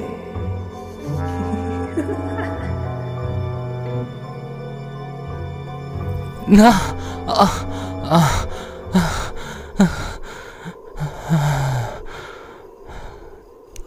চিৎকার করে উঠে বসলাম। ও আবার সেই অনন্যাকে ভয়ঙ্কর স্বপ্ন। ও গলা শুকিয়ে কাঠ হয়ে গেছে, শার্টটাও ঘামে ভিজে গেছে। ঢকঢক করে জল খেয়ে নিয়ে ঘড়ি দেখলাম, 2:30 বাজে। আবার শুয়ে পড়লাম। আজ অবশ্য ঘুম আসতে কোনো সমস্যা হলো না। অ্যাসাইলামে পৌঁছে কিছু ফাইল টাইল চেক করছিলাম, এমন সময় রীতা দেবী এসে বললেন, ডাক্তারবাবু আসবো ভেতরে? আরে হ্যাঁ হ্যাঁ আসুন, কিন্তু আপনি এখন এখানে? আপনার তো কালকে নাইট শিফট ছিল না? সে তো নাইটে শেষ হয়ে গেছে। হ্যাঁ, আসলে আপনার আসার অপেক্ষায় আমি করছিলাম। একটা জরুরি কথা বলার ছিল স্যার আপনাকে। হ্যাঁ বলুন, কি ব্যাপার? স্যার, কাল রাতে অনন্যা চৌধুরী খুব অদ্ভুত বিহেভ করছিল জানেন। মানে আবার পাগলামি করছিল? না স্যার, ঠিক পাগলামি নয়, কিন্তু কিন্তু কি? স্যার, সোয়া দুটোর দিকে ওই রুম থেকে না খুব জোরে জোরে গোঙানির আওয়াজ শোনা যাচ্ছিল। এতটাই জোরে যে আমি খুব ভয় পেয়ে গেছিলাম স্যার, যে কোনো বিপদ ঘটলো না কি। তাই কুছ পরোয়া না করে দৌড়ে যাই ওই রুমে। ঘরে ঢুকে দেখলাম অনন্যা ক্রমাগত বিছানায় শুয়ে গোঙাচ্ছে। আমি একটু ওর কাছে গিয়ে দেখলাম যে ও ঠিক আছে কিনা। আর ঠিক তখনই গোঙানির শব্দটা একদম বন্ধ হয়ে গেল। আমি ভাবলাম বোধহয় ও ঠিক হয়ে গেছে, তাই ফিরেই আসছিলাম। হঠাৎ শুনি অনন্যা কিছু বলছে। আমি পেছন ঘুরে তাকিয়ে দেখি ওই একই রকম ভাবে শুয়ে আছে, কিন্তু ঠোঁট দুটো ওর নড়ছে। তখন আবার ফিরে গিয়ে ডাকলাম, অনন্যা, এই অনন্যা। কিন্তু কোনো উত্তর দিল না ও। তারপর একটু ঠেলা মারতে যেতেই দেখি ওর শরীর একদম বরফ হয়ে গিয়েছে। আমি খুব ভয় পেয়ে ওর মুখের দিকে তাকাতে দেখি ওর চোখ দুটো বন্ধ, কিন্তু মুখটা নড়ছে। ধীরে ধীরে কথাগুলো স্পষ্ট হয়ে উঠছিল ওর। তখন আমি আমার মোবাইলের ভয়েস রেকর্ডারটা না অন করে দিই, আর ওতে ওর সব কথাটাই রেকর্ড হয়ে যায়। স্যার, ওই রেকর্ডিংটা আপনাকে শোনাতে নিয়ে এসেছি। যদি আপনার কোনো সাহায্য হয়, কোনো উপকারে লাগে, তাই জন্য একবার শুনবেন স্যার। হ্যাঁ, খুব খুব ভালো কাজ করেছেন। চালান রেকর্ডিংটা চালান, একবার শুনি। রীতাদি ওনার মোবাইলটা বের করে রেকর্ডিংটা চালিয়ে দিলেন। প্রথম দিকে স্পষ্টভাবে কিছু শোনা যাচ্ছিল না। একবার হ্যালো, একবার ডক্টর, একবার চুপ, এই রকম কিছু কাটা কাটা কথা শোনা যাচ্ছিল। কিন্তু ধীরে ধীরে গলাটা স্পষ্ট হয়ে উঠল।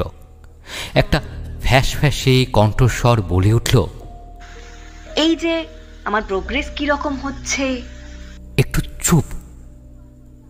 আবার ভেসে এলো আর একটা কথা, তাই। এবার বেশ কিছুক্ষণ চুপচাপ। আবার শোনা গেল, কেমন লাগবে ডক্টর যদি দেখেন আপনার জীবনে কোনো নতুন দিন আসছে না, একটাই দিন বারবার লুপের মধ্যে ফিরে ফিরে আসছে, বারবার ফিরে আসছে একটাই তারিখ। কেমন লাগবে আপনার যদি আপনি দেখেন যে আপনি ফেসে গেছেন একটা লুপের দুনিয়ায়, যার কোনো শেষ নেই। ক্ষণিক স্তব্ধ, তারপর আবার রিদ্ধি রিদ্ধি রিদ্ধি রিদ্ধি রিদ্ধি রিদ্ধির দেওয়া শাস্তি এটা। ও ও কি বিভৎস! রক্তাক্ত রিদ্ধির হাতটা আমায় টেনে ধরেছিল। আমার আমার আমার আত্মাটা একটা অংশ রিদ্ধি 9ই মার্চ আটকে দিয়েছিল ডক্টর। তাই 9ই মার্চ আমার কাছে ফিরে ফিরে আসে, বারবার বারবার ফিরে ফিরে আসে, বারবার বারবার। এবার বেশ কিছুক্ষণ একদম নিস্তব্ধ। তারপর আবার ভেসে এলো কথা, গ্লিচ বোঝেন, যেমন টেকনিক্যাল গ্লিচ। মোবাইলে কিছু একটা দেখতে দেখতে হঠাৎ সেটা চলে গিয়ে অন্য কিছু চলে আসা, ঠিক ঠিক ঠিক ঠিক ঠিক ঠিক সেই রকম গ্লিচ হয় ওই ওই ওই লুপের দুনিয়ায়। আর ওই গ্লিচের সময়টুকুতে আমি মুহূর্তের জন্য আসল পৃথিবী দেখতে পাই, বুঝতে পারি। জানেন জানেন জানেন তখন তখন আমার পাপা পাগলের মতন খেতে পায়। দেখি একটা প্লেটে কিছু খাবার রাখা থাকে, গুগ্রাসে খেয়ে নিই খাবার আমি। আর তারপর যেখানে পারি সেখানে উন্মাদের মতন আমি লুপ আঁকতে থাকি। কেন জানেন? গ্লিচকে বোঝার জন্য। একটা লুপে গ্লিচ কখন আসে, তা কতক্ষণ স্টে করে সেটা লুপ এঁকে এঁকে বোঝার চেষ্টা করতে থাকি। এইবার কিছুক্ষণ চুপ থাকার পরে ফিসফিস করে শোনা গেল কয়েকটা কথা। হ্যাঁ জানি তো, যখন আমার জায়গায় অন্য কারোর আত্মাকে ওখানে টেনে নিয়ে যেতে পারবো তখনই আমার মুক্তি। এর আগেও আমি চেষ্টা করেছিলাম, পারিনি, কিন্তু এবার আর ভুল হওয়ার কোনো সুযোগ নেই। কেন কেন জানেন? কারণ আপনি আমার সাথে বাধা পড়ে গেছেন। রেকর্ডিং শেষ হয়ে গেল। আমি আমি ধূপ করে চেয়ারের উপর বসে পড়লাম। এও কি সম্ভব? এ তো হুবহু কালকের স্বপ্ন। কি হলো স্যার, আপনার কি শরীর খারাপ লাগছে? না না, একটু একটু জল, একটু জল দিন তো। রীতাদি দৌড়ে চলে গেলেন। কিছুক্ষণ পর ফিরে এলেন একটা জলের গ্লাস নিয়ে। জলটা এক নিঃশ্বাসে শেষ করে পরে বললাম, আচ্ছা আপনি কখন এটা কাল রেকর্ড করেছিলেন বলুন তো? হ্যাঁ দাঁড়ান স্যার, আমি দেখে বলছি আপনাকে। সম্ভবত রেকর্ডিংয়ের ডিটেলস ঘেঁটে রীতাদি বলে উঠলেন, হ্যাঁ এই তো স্যার, ওই 2:23 থেকে 2:28 পর্যন্ত আমি রেকর্ডিং করেছি।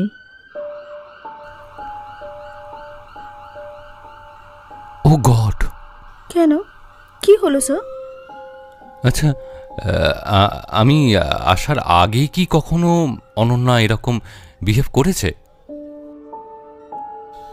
একটুক্ষণ ভেবে নিয়ে রীতা দেবী বলে উঠলেন, হ্যাঁ স্যার, একবারই। জানেন, সেবারও না আমি নাইট শিফটে ছিলাম, তবে সেবার রেকর্ড করতে পারিনি আমি, কারণ সেবার আমি ঘরে ঢোকার সাহসই পাইনি। ঘরের বাইরে দাঁড়িয়ে শুনছিলাম ও কথা বলছে, আর কথা বলার ধরনটা এমন যে যেন কেউ ওর সাথে কথা বলছে, ঠিক এইবারের মতো। জানেন, যদিও দুইবারই কিন্তু ঘরে কেউই ছিল না। এই ঘটনাটা কবে ঘটে? এক্সাক্ট ডেটটা তো ঠিক মনে নেই স্যার,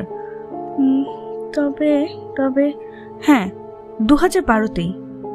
ওই যে একদিন বলছিলাম না কিভাবে মেয়েটা বলছিল যে ও খুনি, ওরই 2 কি 3 দিন আগের ঘটনা। কারণ তার কিছুদিন পরে ডক্টর রায়ের ওপরে ওই অ্যাটাকটা ঘটে।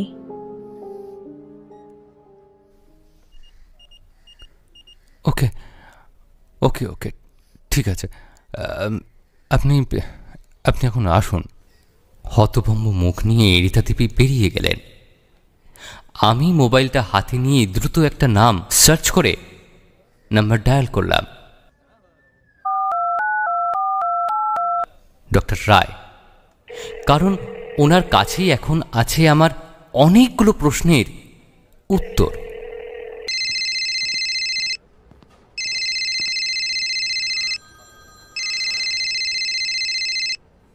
Hello hello hello hello doctor Roy, আমি আমি আমি নীলাজ বলছি। আরে নীলাজ, কি ব্যাপার? সব খবর ঠিকঠাক তো ওদিকে? দেখুন ডক্টর রায়, সরাসরি কাজের কথাতেই আসছি। এখানে সব কিছু ঠিকঠাক নেই। হোয়াট? But why? ওপাশের হাস্যোচ্ছল কণ্ঠটি হঠাৎই গম্ভীর হয়ে বলল, আচ্ছা অনন্যা চৌধুরীর ক্রিমিনাল হিস্ট্রির ব্যাপারে আমাকে কেন কিছু জানাননি ডক্টর? ওপাশের কণ্ঠস্বর কয়েক মুহূর্তের জন্য স্তব্ধ। তারপর শোনা গেল, আমার মনে হয় কারণটা তুমি ঠিকই আন্দাজ করতে পেরেছ নীলাজ। বোধহয় কিছুটা অনুমান করতে পারছি। প্রথম যেদিন তুমি ওই ঘরে ঢুকলে তখন কিন্তু অনন্যাকে দেখে তোমার মুগ্ধ দৃষ্টি আমার নজর এড়িয়ে যায়নি, কিন্তু সেটাও অতটা চিন্তার বিষয় হতো না যদি না অনন্যা সেই দিনই তোমাকে দেখে রেসপন্স করত। আমি স্পষ্ট বুঝতে পেরেছিলাম দুটো ঘটনা লিঙ্কড। একজন মনোবিদ হিসেবে আমি জানি নীলাজ যে ওই মুহূর্তে আমি যদি তোমায় ওর ক্রিমিনাল হিস্ট্রি সম্পর্কে জানাতাম তাহলে অনন্যার প্রতি তোমার আগ্রহ বা আকর্ষণ কম তো হতোই না, বরং বেড়ে যেত। আর আমি তা চাইনি। আমি চেষ্টা করেছিলাম তোমায় ওর থেকে দূরে রাখতে, তাই ওই কথাটা তোমাকে জানাইনি। কিন্তু এখন তো দেখছি তুমি জেনেই গেছো। হ্যাঁ, ঠিক ঠিক এটাই আন্দাজ করেছিলাম ডক্টর রায়। তাই 6 মাস আগেই এই বিষয়ে জানা সত্ত্বেও আপনাকে ফোন করিনি। সে কি? তবে আজ কি জন্য ফোন করেছো নীলাজ? আপনি তো অনন্যার অলৌকিক ক্ষমতায় বিশ্বাস করেন বলেই আমার মনে হয়। তাহলে আমি বলুন, গ্লিচ আর লুপের বিষয়ে আপনি ঠিক কি জানেন, আর কতটাই বা জানেন? ওই পারে নিস্তব্ধতা। হঠাৎই শোনা গেল এক প্রৌঢ়ের ফোঁপানি আওয়াজ। কি হলো আপনার? আপনি কি কাঁদছেন? হে ভগবান, আমায় তুমি ক্ষমা করো। একটা নিষ্পাপ ছেলের জীবন আজ শুধু আমার জন্য শেষ হতে বসেছে। ফোঁপানি আওয়াজ আরো বেড়ে গেল। আরে হ্যালো, হ্যালো ডক্টর রায়, কি হলো আপনার? কি কি বলছেন এসব? আমি তো কিছুই বুঝে উঠতে পারছি না। আমায় ক্ষমা করো নীলাজ, আমি বুঝেও না বোঝার ভান করেছিলাম। তুমি যে অনন্যার প্রতি দুর্বল সে কথা বুঝেও কেন যে তোমায় সাবধান করিনি আমি। আরে কি মুশকিল, আমি যে কিছু বুঝে উঠতে পারছি না। একটু একটু একটু ক্লিয়ার করে দিন ব্যাপারটা প্লিজ। ফোঁপানি শব্দ হঠাৎ একদম থেমে গেল। তারপর শোনা গেল একটা দৃঢ় কণ্ঠস্বর। শোনো নীলাজ, আমি সব বুঝতে পেরেছি তোমার সাথে কি ঘটেছে। এর মধ্যে তুমি নিশ্চয়ই অনন্যাকে স্বপ্নে দেখেছো, তাই না? আর সেখানেই ও তোমাকে এইসব গ্লিচ আর লুপের বিষয়ে বলেছে। আমার কথা মন দিয়ে শোনো নীলাজ, তোমার সামনে খুবই বিপদ। তুমি এক্ষুনি অ্যাসাইলাম থেকে বেরিয়ে পড়ো, আর অন্ততপক্ষে 2-3 সপ্তাহের জন্য ওই শহরে আর ফিরে যেও না। আর এই সময়ের মধ্যে তুমি একা একা ঘুমোবে না। যখনই তুমি ঘুমোবে সেই সময় যেন অবশ্যই সেখানে কেউ উপস্থিত থাকে, আর সে যেন তুমি ঘুমের মধ্যে কথা বলা শুরু করলেই তোমাকে ডেকে দেয়, নইলেই সর্বনাশ। আর শোনো, আমি তোমায় যা যা বললাম অক্ষরে অক্ষরে পালন করবে। সবকিছু তোমায় আমি বুঝিয়ে বলবো, কিন্তু আগে তুমি ওই অ্যাসাইলাম থেকে বেরো ইমিডিয়েটলি। এই মুহূর্তে সময় নষ্ট করো না। আর এখন কিচ্ছু যুক্তি দিয়ে ভাবতে যেও না, সেই সময় নেই। যে অবস্থায় আছো সেইভাবেই বেরিয়ে পড়ো। আমি সব তোমাকে বুঝিয়ে বলবো পরে। আর হ্যাঁ, যদি কোনো ঠাকুরের লকেট কিংবা ফটো বা কিছু থেকে থাকে এই মুহূর্তে তোমার কাছে, তাহলে অবশ্যই সেটা নিও। আর যদি না থাকে তবে খুঁজতে যেও না, আগে বেরিয়ে পড়ো, কুইক। আমি এখন রাখছি। ফোনটা কেটে গেল। আমি সম্পূর্ণ হতভম্ব। এসব কি বলছেন ডক্টর?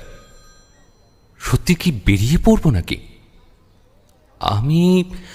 আমি কোনোদিনই ভূত প্রেত ভগবানে বিশ্বাসী না, কিন্তু কেন জানি না এখন আমার মন বারবার বলছিল ডক্টর রায়ের কথা শুনতে, তার কথার উপর ভরসা করতে। উদ্ভ্রান্তের মতো উঠে দাঁড়ালাম। তারপর নিজের ব্যাগটা নিয়ে পা বাড়ালাম ঘরের দরজার দিকে। কিন্তু ঠিক তখনই কোথা থেকে একটা মিষ্টি গন্ধ ভেসে এলো। কি সুন্দর গন্ধ!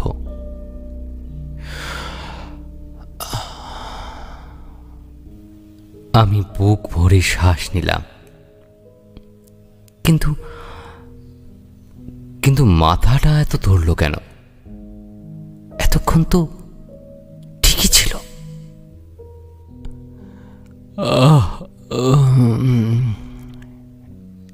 এত ঘুমই বা পাচ্ছে কেন?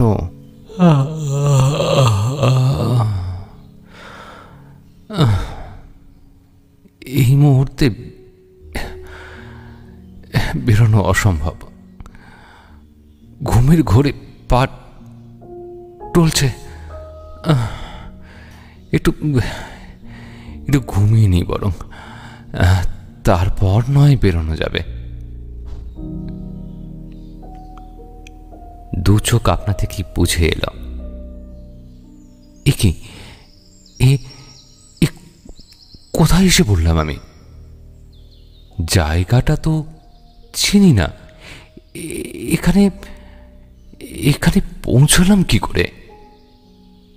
যতদূর মনে পড়ছে আমি তো অ্যাসাইলামে ছিলাম, কিন্তু জায়গাটা বড্ড সুন্দর। ঠিক যেমন জায়গায় আমি ছুটি কাটানোর জন্য যেতে চাই তেমনটাই। শান্ত, সুন্দর, কত গাছপালা চারিদিকে। কিন্তু এতক্ষণ এখানে দাঁড়িয়ে আছি, কোনো মানুষজন তো দেখলাম না। তবে কি এখানে কেউ থাকে না নাকি? তাহলে ফেরার রাস্তাটা জিজ্ঞেস করব কাকে? আরে এ তো মহা মুশকিল। একটু এগিয়ে গিয়ে দেখি বরং।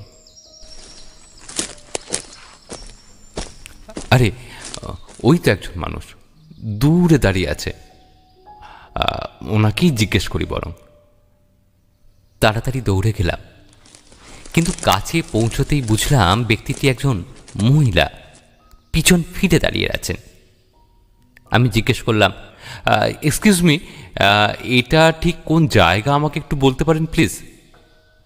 মহিলাটি আমার দিকে ঘুরল। আরে ওকে দেখে আমি আশ্চর্য হয়ে গেলাম। এ যে অনন্যা। ও এখানে কি করছে? তবে কি ও আমায় নিয়ে এসেছে? ঠিক তখনই মাথাটা দপদপ করে উঠল। মনে হলো কেউ যেন বলে উঠল, আমার কথা মন দিয়ে শোনো নীলাজ, তোমার সামনে খুবই বিপদ। এই কথাটাই একটু আগে কেউ বলছিল না আমায়, কিন্তু কিন্তু কে বলছিল? কিছুই কিছুই মনে পড়ছে না কেন। হঠাৎ অনন্যা বলে উঠল, ডক্টর। আমি একবার ঠিক করে তাকালাম অনন্যার দিকে। কি অপূর্ব লাগছে ওকে। আজও শাড়ি পরে আছে, ময়ূরকণ্ঠী রঙের, চুলটা খোলা। মনে হচ্ছে কোনো স্বর্গের অপ্সরা নেমে এসেছে বুঝি আমার সামনে। ও এক পা করে আমার দিকে এগিয়ে আসছে, আমিও এগিয়ে গেলাম। আমরা দুজন মুখোমুখি। অনন্যা ধীরে ধীরে বলে উঠল, আমায় বাঁচাবেন না ডক্টর? দেবেন না, দেবেন না মুক্তি আমায়? ওর বড় বড় চোখ দুটো যেন আমায় সম্মোহিত করে ফেলছে। আমার মধ্যে থেকে কে যেন বলে উঠল, তোমায় মুক্ত করতেই তো আমি এসেছি অনন্যা। তোমার জন্য, তোমার জন্য আমি আমি সব করতে পারি, সব। তাই তো চাই। লোকের কথায় কান দেবেন না, কান দেবেন না ডক্টর। অনন্যার মুখে একটা অদ্ভুত হাসি ফুটে উঠল। ডক্টর, ডাক্তারবাবু, ডক্টর, ডক্টর। চোখ মেলে তাকালাম। অ্যাসাইলামের সমস্ত সিস্টার আর গার্ডরা আমায় ঘিরে দাঁড়িয়ে আছে। আপনি আপনি ঠিক আছেন তো ডক্টর? কি হয়েছিল আপনার? আপনাকে ডাকতে এসে দেখে আপনি ঘরের মেঝেতে এইভাবে পড়ে আছেন, আর আর কি সব যেন বিড়বিড় করে বলছেন। উদ্বিগ্ন কণ্ঠে বলে উঠলেন রীতা দেবী। ক্লান্ত কণ্ঠে বলে উঠলাম, কি জানি মাথাটা একটু ঘুরে উঠেছিল বোধহয়। কিসের একটা গন্ধ। গন্ধ? কিসের গন্ধ ডক্টর? উত্তর দিতে যাব এমন সময় আমার ফোনটা বেজে উঠল। একজন সিস্টার ফোনটা আমার হাতে ধরে দিলেন। স্ক্রিনে ফুটে উঠল ডক্টর রায়। ফোনটা ধরতেই ওপার থেকে একটা উদ্বিগ্ন কণ্ঠ ভেসে এলো। কত দূর এসেছো নীলাজ? কত দূর? কিসের কত দূর? অবাক কণ্ঠে বলে উঠলাম। তুমি তুমি বেরোনি অ্যাসাইলাম থেকে? অ্যাসাইলাম থেকে বেরোবো কেন? কিসের জন্য? হে ভগবান নীলাজ, তোমার কি কিছুই মনে পড়ছে না? আমি যে তোমায় এতক্ষণ এত কথা বললাম। আপনি? হ্যাঁ, আপনি আবার আমায় কখন কি বোঝালেন? ক্রমশ বিস্মিত হয়ে যাচ্ছে। নীলাজ, নীলাজ, তুমি কি ঘুমিয়ে পড়েছিলে? স্বপ্নে স্বপ্নে কি তুমি অনন্যাকে দেখলে? আপনি এ কথা কিভাবে জানলেন ডক্টর? আমি তো সত্যিই অনন্যাকে দেখলাম। না, পারলাম না, আমি পারলাম না, ভুলটা শোধরাতে পারলাম না।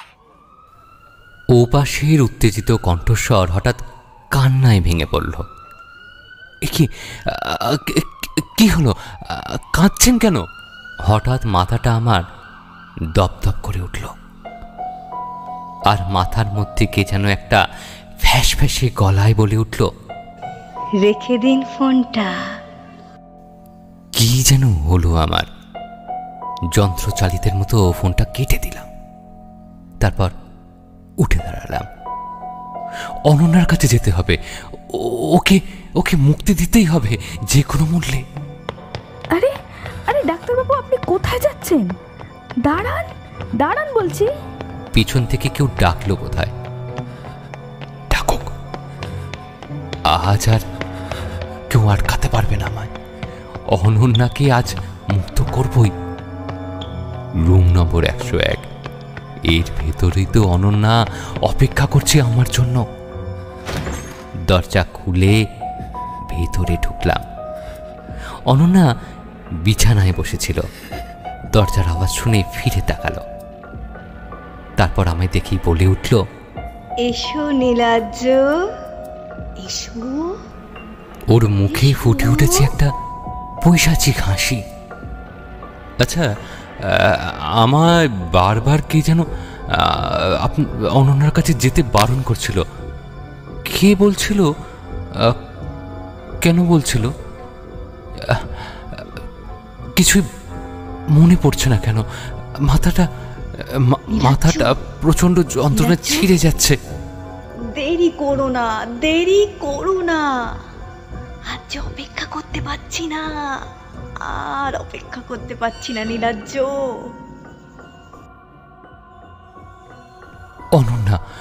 অনন্যা ডাকছে আমায়। এই তো কিসব ভুলভাল চিন্তা করছিলাম। অনন্যাকে মুক্তি দেওয়াই তো আমার একমাত্র লক্ষ্য।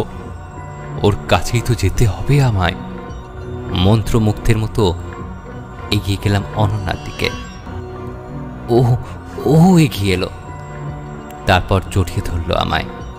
কেউ পিছন থেকে টানছে কি? ডাকছে নাকি কেউ আমার নাম ধরে? কি আশ্চর্য লাগছে। অনন্যা যেন আমার প্রতিটা কোষ থেকে কিছু একটা টেনে নিচ্ছে, যেটা বোধহয় ওর নেওয়ার কথা নয়। কিন্তু সেটা কি? আরে চারিদিকটা অন্ধকার হয়ে যাচ্ছে কেন? কোথাও একটা পড়ে যাচ্ছি আমি, অতল কোনো লুপে।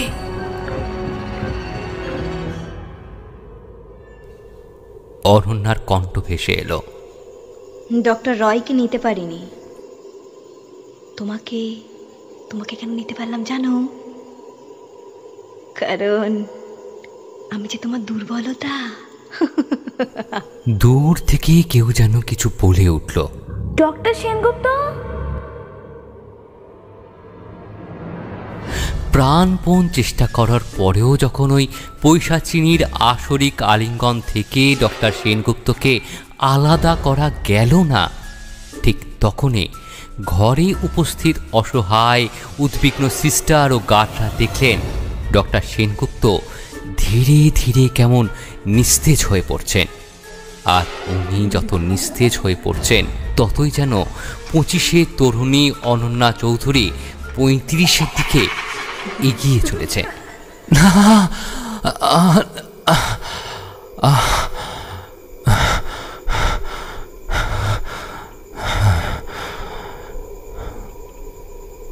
প্রবল চিৎকার করে উঠে বসলাম বিছানায়। কটা বাজছে? মোবাইলে দেখলাম ভোর 3টে, 10ই ডিসেম্বর 2017। মাত্র আধ ঘন্টার ব্যবধানে পরপর এমন ভয়ানক দুটো স্বপ্ন কেন ঘটল? এমন স্ট্রেস কি আবার বেশি হয়ে যাচ্ছে?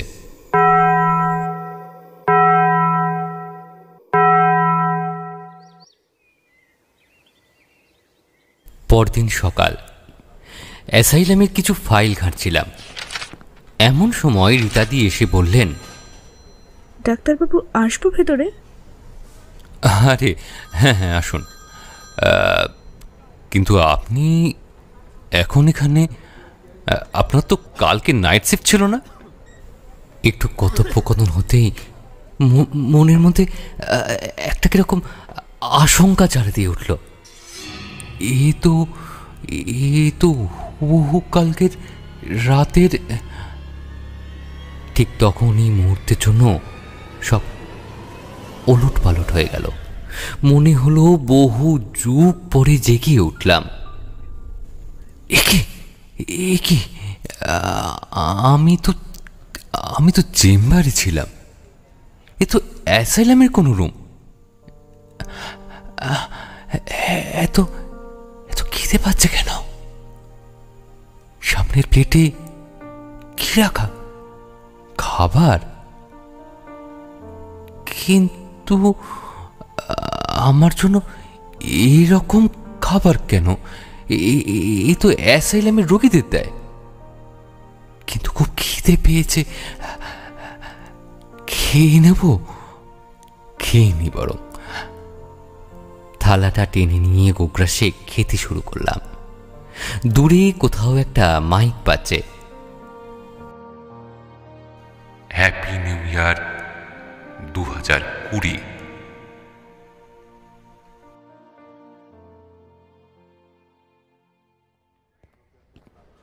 এই কেসটা একটু স্ট্রেঞ্জ।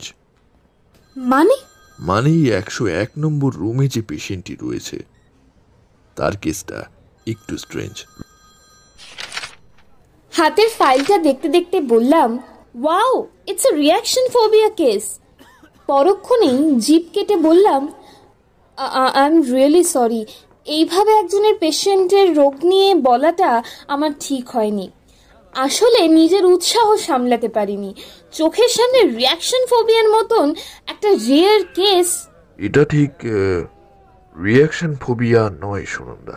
তবে রিঅ্যাকশন ফোবিয়া বলতে যেটা বোঝায়, মানে পুনরাবৃত্তি থেকে ভয়, সেটা এই ছেলেটার নেই। মানেটা কি? ও ইনফিনিটি লুপ ভালোবাসে। কথাটা এতটাই অদ্ভুত যে কি বলা উচিত বুঝে উঠতে পারলাম না। ছেলেটার ডেসক্রিপশন ফাইলে স্পষ্ট লেখা আছে রিঅ্যাকশন ফোবিয়ায় আক্রান্ত, অর্থাৎ যা কিছু শেষ হয় না বা বারবার ঘটে তাকেই পেশেন্টটি অর্থাৎ নীলাদ সেনগুপ্ত ভয় পাওয়ার কথা। কিন্তু ডক্টর রেড্ডি বলছেন ছেলেটি ইনফিনিটি লুপ ভালোবাসে। দুটো একই সাথে কি করে সম্ভব?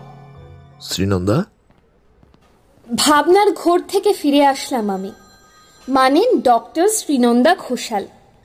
আজ ডক্টর রেড্ডি অবসর গ্রহণ করবেন, তাই মেন্টাল অ্যাসাইলামের যাবতীয় চার্জ আমায় বুঝিয়ে দিচ্ছেন। কিন্তু ডক্টর, ভয় আর ভালোবাসা দুটো একসাথে? সেটাই তো আশ্চর্য শ্রীনন্দা। এই কেসটা স্বাভাবিক নয়, আর সেটা তুমি ওর সাথে কথা বললেই বুঝতে পারবে। একটু ডিটেলসে বলুন ডক্টর। তুমি কি প্যারানর্মাল অ্যাক্টিভিটিসে বিশ্বাস করো? হঠাৎ এমন একটা প্রশ্নে হকচকিয়ে গেলাম। অলৌকিকের সাথে এই নীলাভ সেনগুপ্তর কি কানেকশন ডক্টর? সেটা এখনই বুঝতে পারবে। চলো পেশেন্টের সাথে দেখা করে আসি।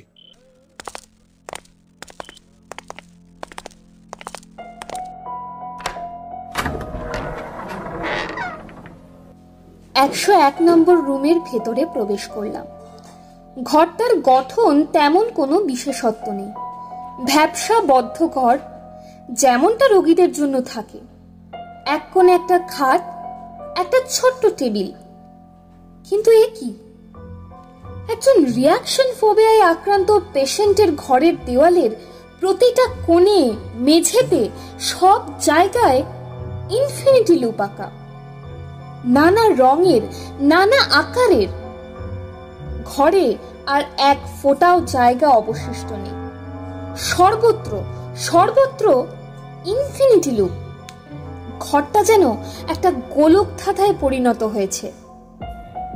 দু চোখে গভীর বিস্ময় নিয়ে ডক্টরের দিকে তাকালাম। তিনি ইঙ্গিত করলেন বিছানায় বসে থাকা ছেলেটার দিকে। দুটি হাঁটুর মাঝে মুখ গুজে বসে আছে সে। আমাদের উপস্থিতি তাকে একটু বিচলিত করেনি, যেন সে টেরই পায়নি কেউ এসেছে।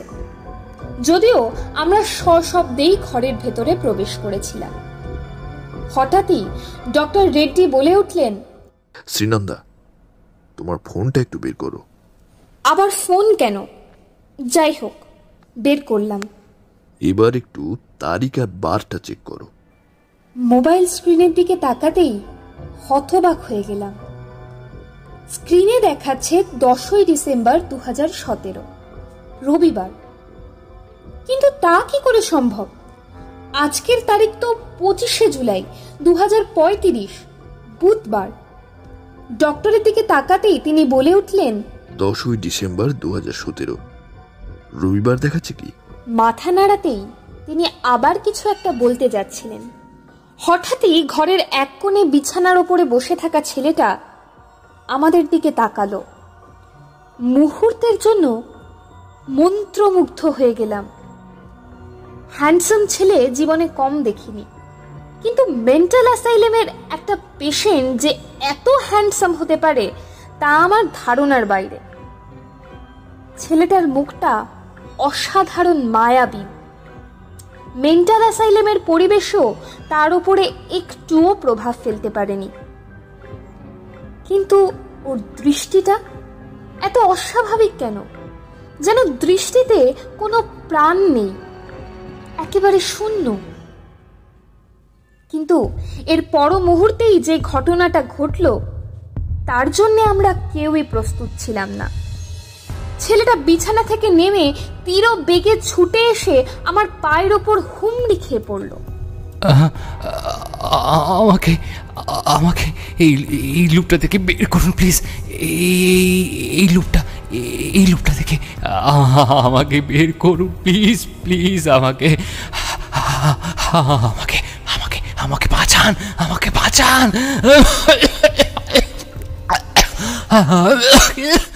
কিংকর্তব্য বিমূঢ় অবস্থা কাটিয়ে ছেলেটার হাত থেকে আমার পা ছাড়ানোর চেষ্টা করতেই আবার সব আগের মতো হয়ে গেল। ছেলেটি আমার পায়ের কাছেই আবার নিজের দুই হাঁটুর মধ্যে মুখ গুজে বসে পড়ল, যেন এক্ষুনি কিচ্ছু ঘটেনি, কিচ্ছু হয়নি। Oh my God, I can't believe that. This is happening again. Doctor রেড্ডির গলায় আতঙ্ক আর বিস্ময় মিশে গিয়েছে। আমার অবস্থা তো আরও শোচনীয়। কি ঘটে গেল, কেনই বা তা ঘটল, আর এখন কি করা উচিত কিছুই বুঝে উঠতে পারছি না। একটু ধাতস্থ হয়ে উঠে দুজনেই রুম ছেড়ে বেরিয়ে এলাম। ডক্টর রেড্ডি থম মেরে গিয়েছেন, যেন খুব গভীর এক চিন্তায় মগ্ন তিনি।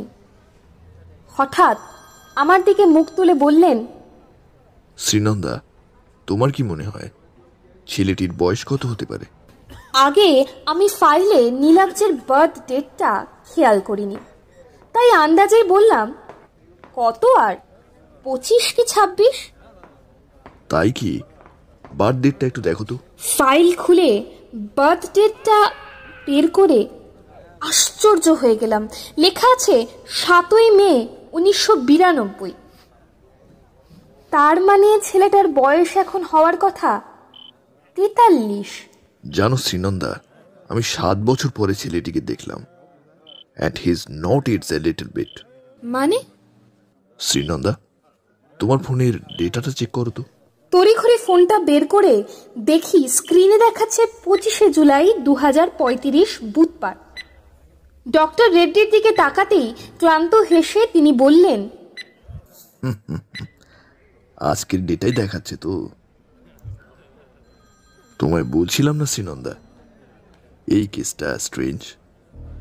আমি যতদূর জানি এই অ্যাসাইলামে ঠিক এইরকমই একটি কেস ছিল 18 বছর আগে একটি মেয়ের।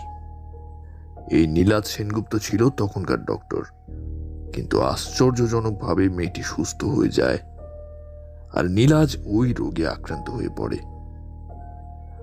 প্রথম দিকে অনেকবার ওর সাথে কথা বলার চেষ্টা করেছিলাম, কিন্তু একবারও একটা কথাও বলেনি। হঠাৎ একদিন ওর ঘরে ঢুকে দেখি দেয়ালে একটা বিশাল ইনফিনিটি লুপ আঁকা। আমি তো আশ্চর্য, রিঅ্যাকশন ফোবিয়া আক্রান্ত পেশেন্টের ঘরে ইনফিনিটি লুপ। তখন জানতে পারলাম লুপটা নীলাজ নিজেই এঁকেছে। তারপর থেকে রোজই দেখতাম ঘরের দেওয়ালে নানা ইনফিনিটি লুপ আঁকা। দম নেওয়ার জন্য একটু থামলেন ডক্টর। আমি তো হতভম্ব, সব কিছু মাথার ভেতর তালগোল পাকিয়ে যাচ্ছে। ডক্টর রেড্ডির কথা, ছেলেটার ব্যবহার, ওর হিস্ট্রি সব মিলেমিশে মাথা ভো ভো করছে। আপনারা এতক্ষণ শুনছিলেন রাজশ্রী তরফদারের লেখা লুপ গল্পের অন্তিম পর্ব। আগের দুটি পর্ব শোনা না থাকলে উপরের আই বাটনে ক্লিক করে শুনতে পারেন। আজ আমাদের সাথে গল্পের সূত্রধার ছিলেন সংকেত অডিও স্টোরি ইউটিউব চ্যানেলের অরূপ। চ্যানেলের লিংক ডেসক্রিপশন বক্সে দেওয়া থাকলো। গল্প পাঠে আমি পার্থপ্রতিম এবং অন্যান্য চরিত্রে নবনীতা, সুদীপ্তদা, সংহিতা, ঈশান, আদ্রিতা এবং অরূপ। শব্দগ্রহণ, স্পেশাল এফেক্টস এবং কভার ডিজাইনে সিট। আমরা ধন্যবাদ জানাই লেখিকা শ্রীমতী রাজশ্রী তরফদারকে আমাদের পাশে থাকার জন্য। কেমন লাগলো গল্পটি? লাইক কমেন্ট করে জানান আমাদের, আর ভালো লেগে থাকলে শেয়ার করুন সবার সাথে। চ্যানেলে নতুন হয়ে থাকলে পাশে থাকা সাবস্ক্রাইব বাটনটি ক্লিক করে দিন নতুন নতুন গল্প শুনতে। ভালো থাকুন, সুস্থ থাকুন আর এভাবেই আমাদের পাশে থাকুন। শুভরাত্রি।